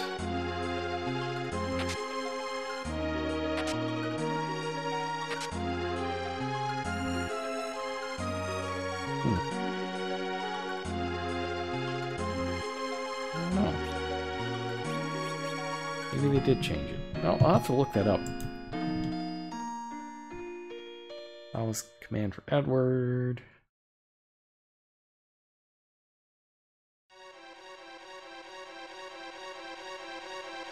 There's just one potion left.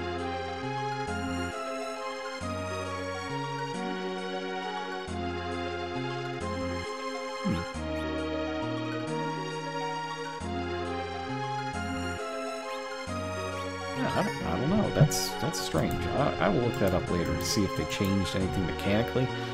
But I don't think they did. I think they left everything as it was. A little weird. Alright. Let us move on.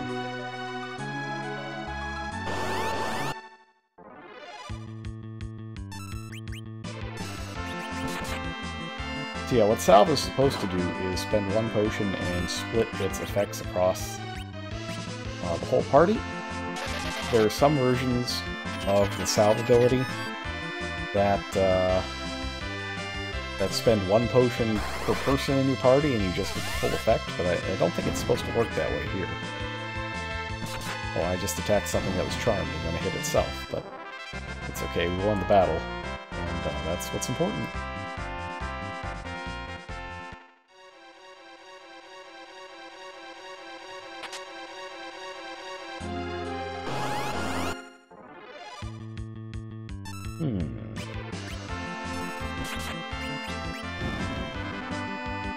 The Leshy, I think, can do something nasty to you, so I'm going to try to get her with a status ailment.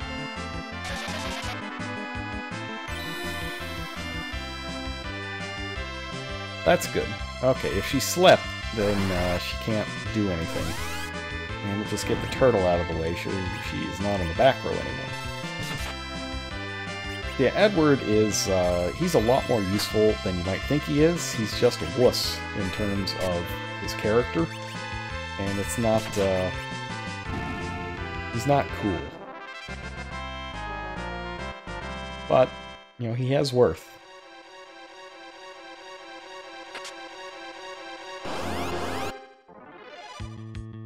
He's just not as good as a Final Fantasy III Bard, or a Final Fantasy V Bard.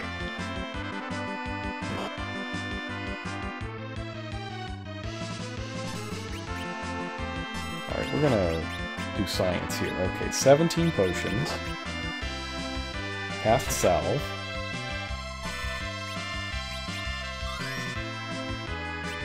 £16 potions. Alright, so that's just one. Now let's goblin this this Leshy and see what happens.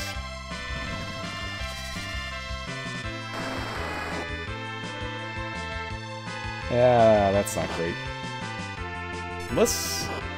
Okay, so I don't know the mechanics of that Goblin Punch, but I wonder if it works like the Blue Magic Goblin Punch, where if she's the same level as the enemy, you get 8 times damage.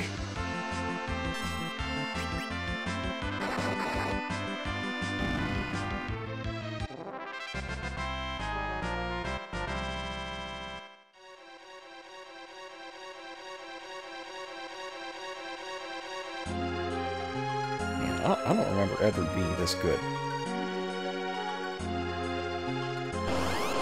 I used to miss with his status ailments all the time.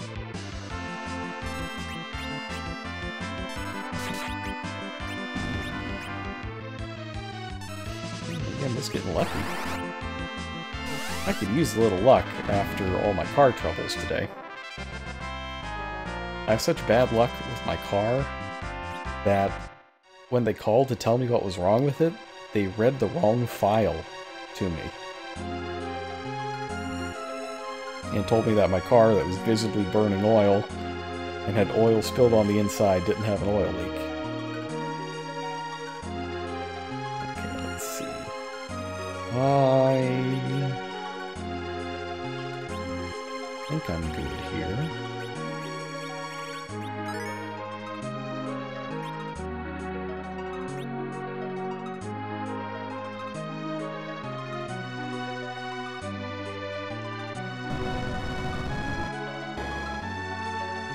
It's fine. You know, antlions with the big sharp mandibles and things, no, they're friendly. They're very friendly, and they like you to take their egg goo. Clearly. Can't tell if Edward's being brave or stupid in this scene.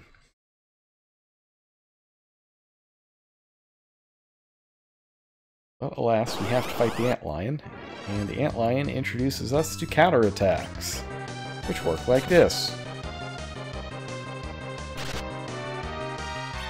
They're not pleasant, but they're not as bad as they could be.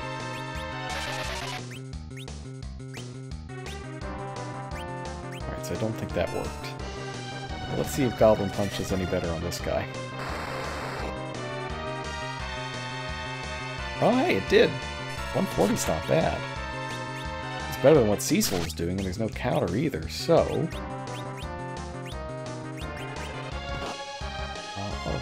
Edward use Salve. Let's just see how much Chocobo does, see if it's cost efficient to do this.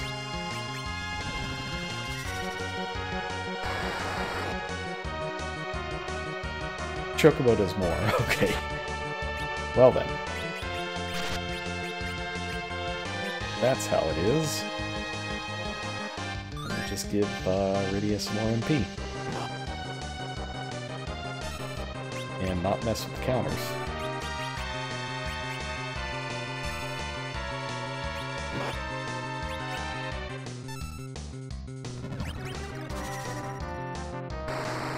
I thought I had hit with Edward before, but I parried with Cecil.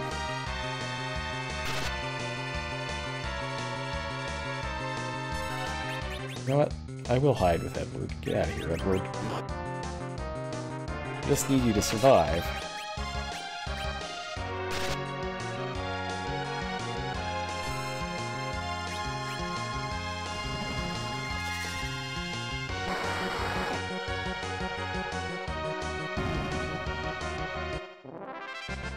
And that is the antlion.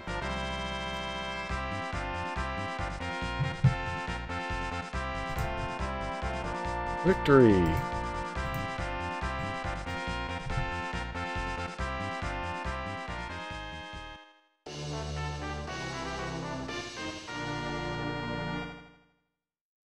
Alright, so that is the good stuff.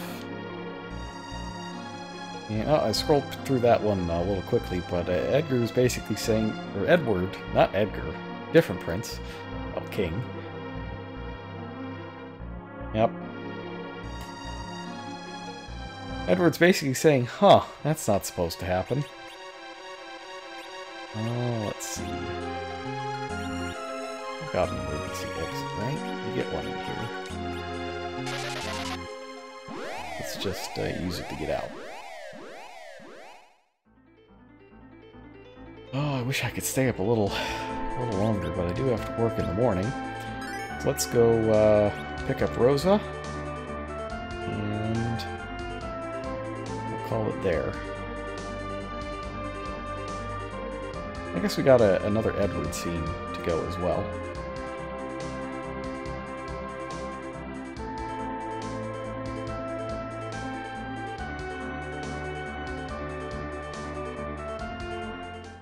This game maintains the system where sometimes you'll get a prompt to use an item from your inventory on the adventure screen. It's not like FF3 where you can just use items anywhere. It's just sometimes you'll be prompted to do so like this.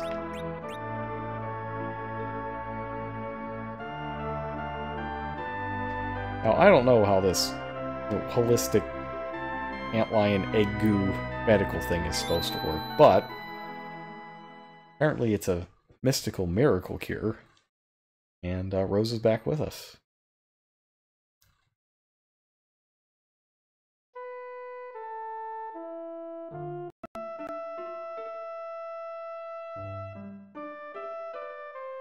Oh, so maybe Rosa didn't get caught in the earthquake. It's just, how did she get here before us?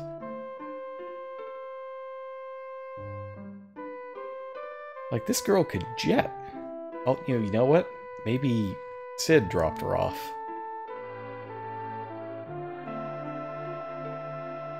Who is Golbez? Well, invited to lead the Red Wings. But now he's all, do it.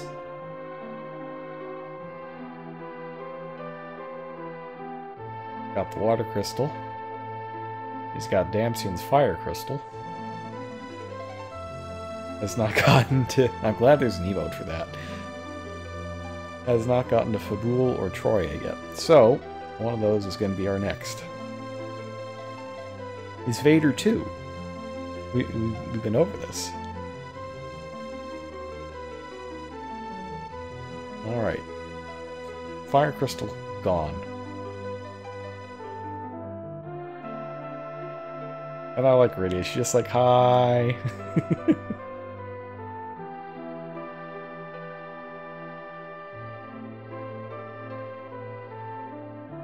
Yeah, rip Damcyan. And Fabul is next. Okay.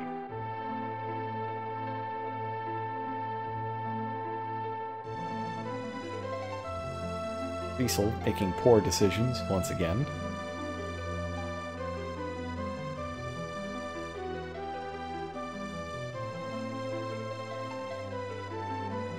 And I actually like this plot point about the ice.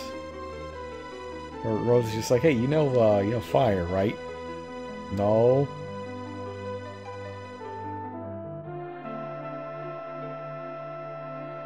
But the trauma of Cecil burning down her village has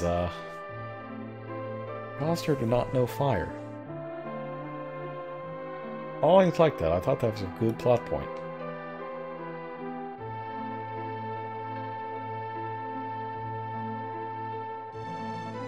Rosa knows which stuff. She's like, I got white magic.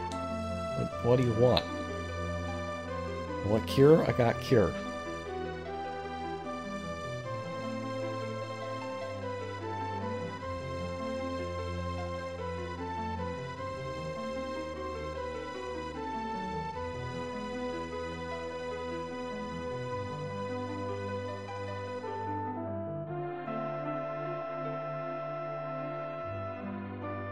I really like Rose's theme too, by the way.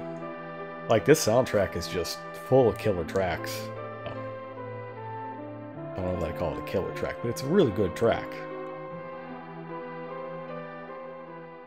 Basically all of them in this game are.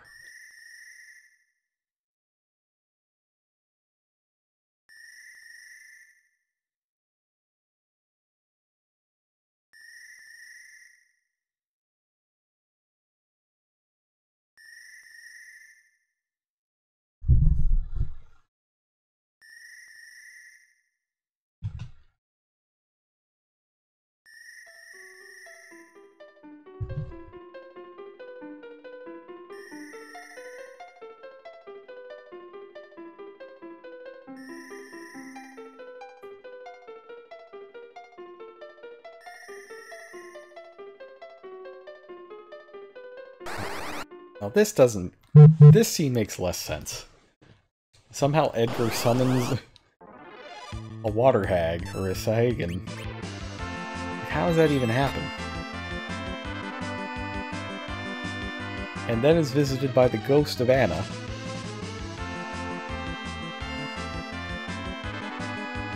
And I'm not sure, but I believe that this event increases his stats.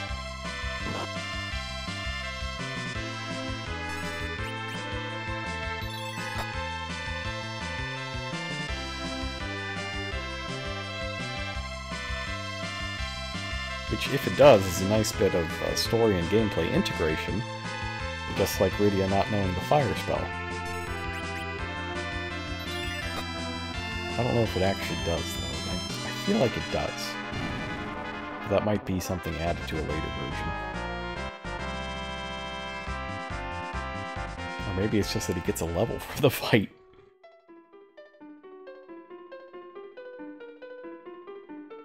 That's right, this is the original Believe in the Me that believes in you.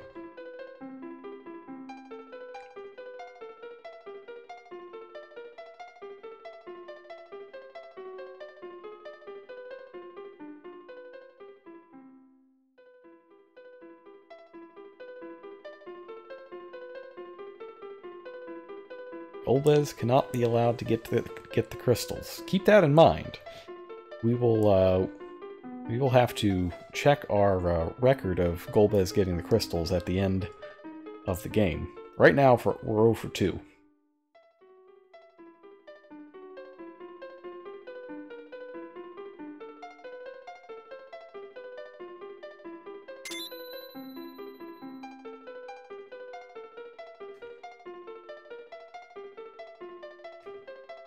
Edward understandably confused.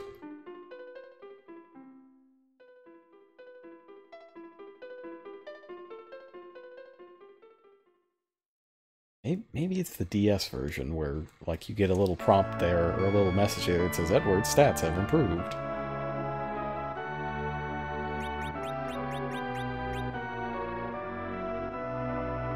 Well, I don't think Edward's stats have improved.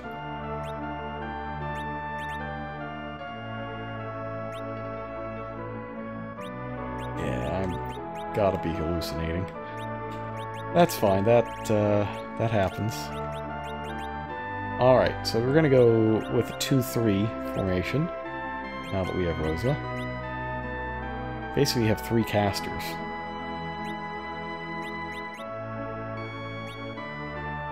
Oh, that's right, here's Rosa's stats. Very high willpower. Willpower is the white magic casting stat, of course.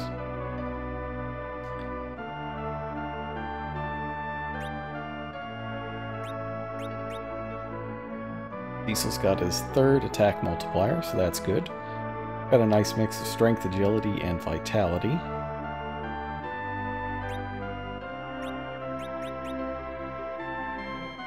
And we got Rydia. Her wisdom has now reached the same number as Tella's had. So she's just magical damage powerhouse. And then there's Edward, who, like, even he's grimacing in his character portrait. He's just sad. Certainly does not do do Final Fantasy bards any justice. Even though I am finding him somewhat useful. His status ailments are nice. I like that. Having an ailment class guy. And what does Rosa have? Oh, okay, she's got hold and slow. These are great spells. Slow is going to be very useful throughout the entire game. Hold, less so. But it's still useful in some situations. And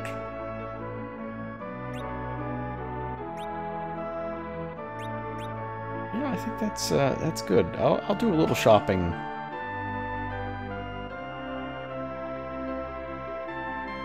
off screen. Yeah, hold is paralyze. What I really need her to get is blink. I don't remember what the spell learning is like, but it should be pretty good. I know you use blink a lot in the game, but that seems like a pretty good place to call it for the evening. It's just about 2 hours of game time in, and yeah. So I'm off on Friday. So we will probably have another stream Friday. And it's a 4-day weekend. So as long as I'm not doing anything, we get Saturday and Sunday as well, and maybe even Monday. It's going to be a pretty good weekend for streaming, I think. And we've got this. We've got Ocarina of Time going at the same time. We could maybe get some Outer Worlds in as well, though I think Outer Worlds might not be as pressing. Yeah, you know, to be honest, tonight could be the thing that gets affiliate. I was at 2.9 viewers, and I needed one more day. I'll have to check afterwards, so I will let you know next time. But let's tentatively schedule next time for Friday at why don't we start a little earlier on Friday and go 8 p.m. Pacific. I don't currently have any plans, but that's what I'm going to aim for, because I'd like to stream for a little bit longer, since I really like the games I have going right now, and I'd like to give them maybe a third hour. Yeah, let's go for that. All right, well, thank you for everybody who came out tonight. Hope you all had a good time. I know I did. Final Fantasy IV is a favorite. And I will see you Friday. Have a good night, everybody.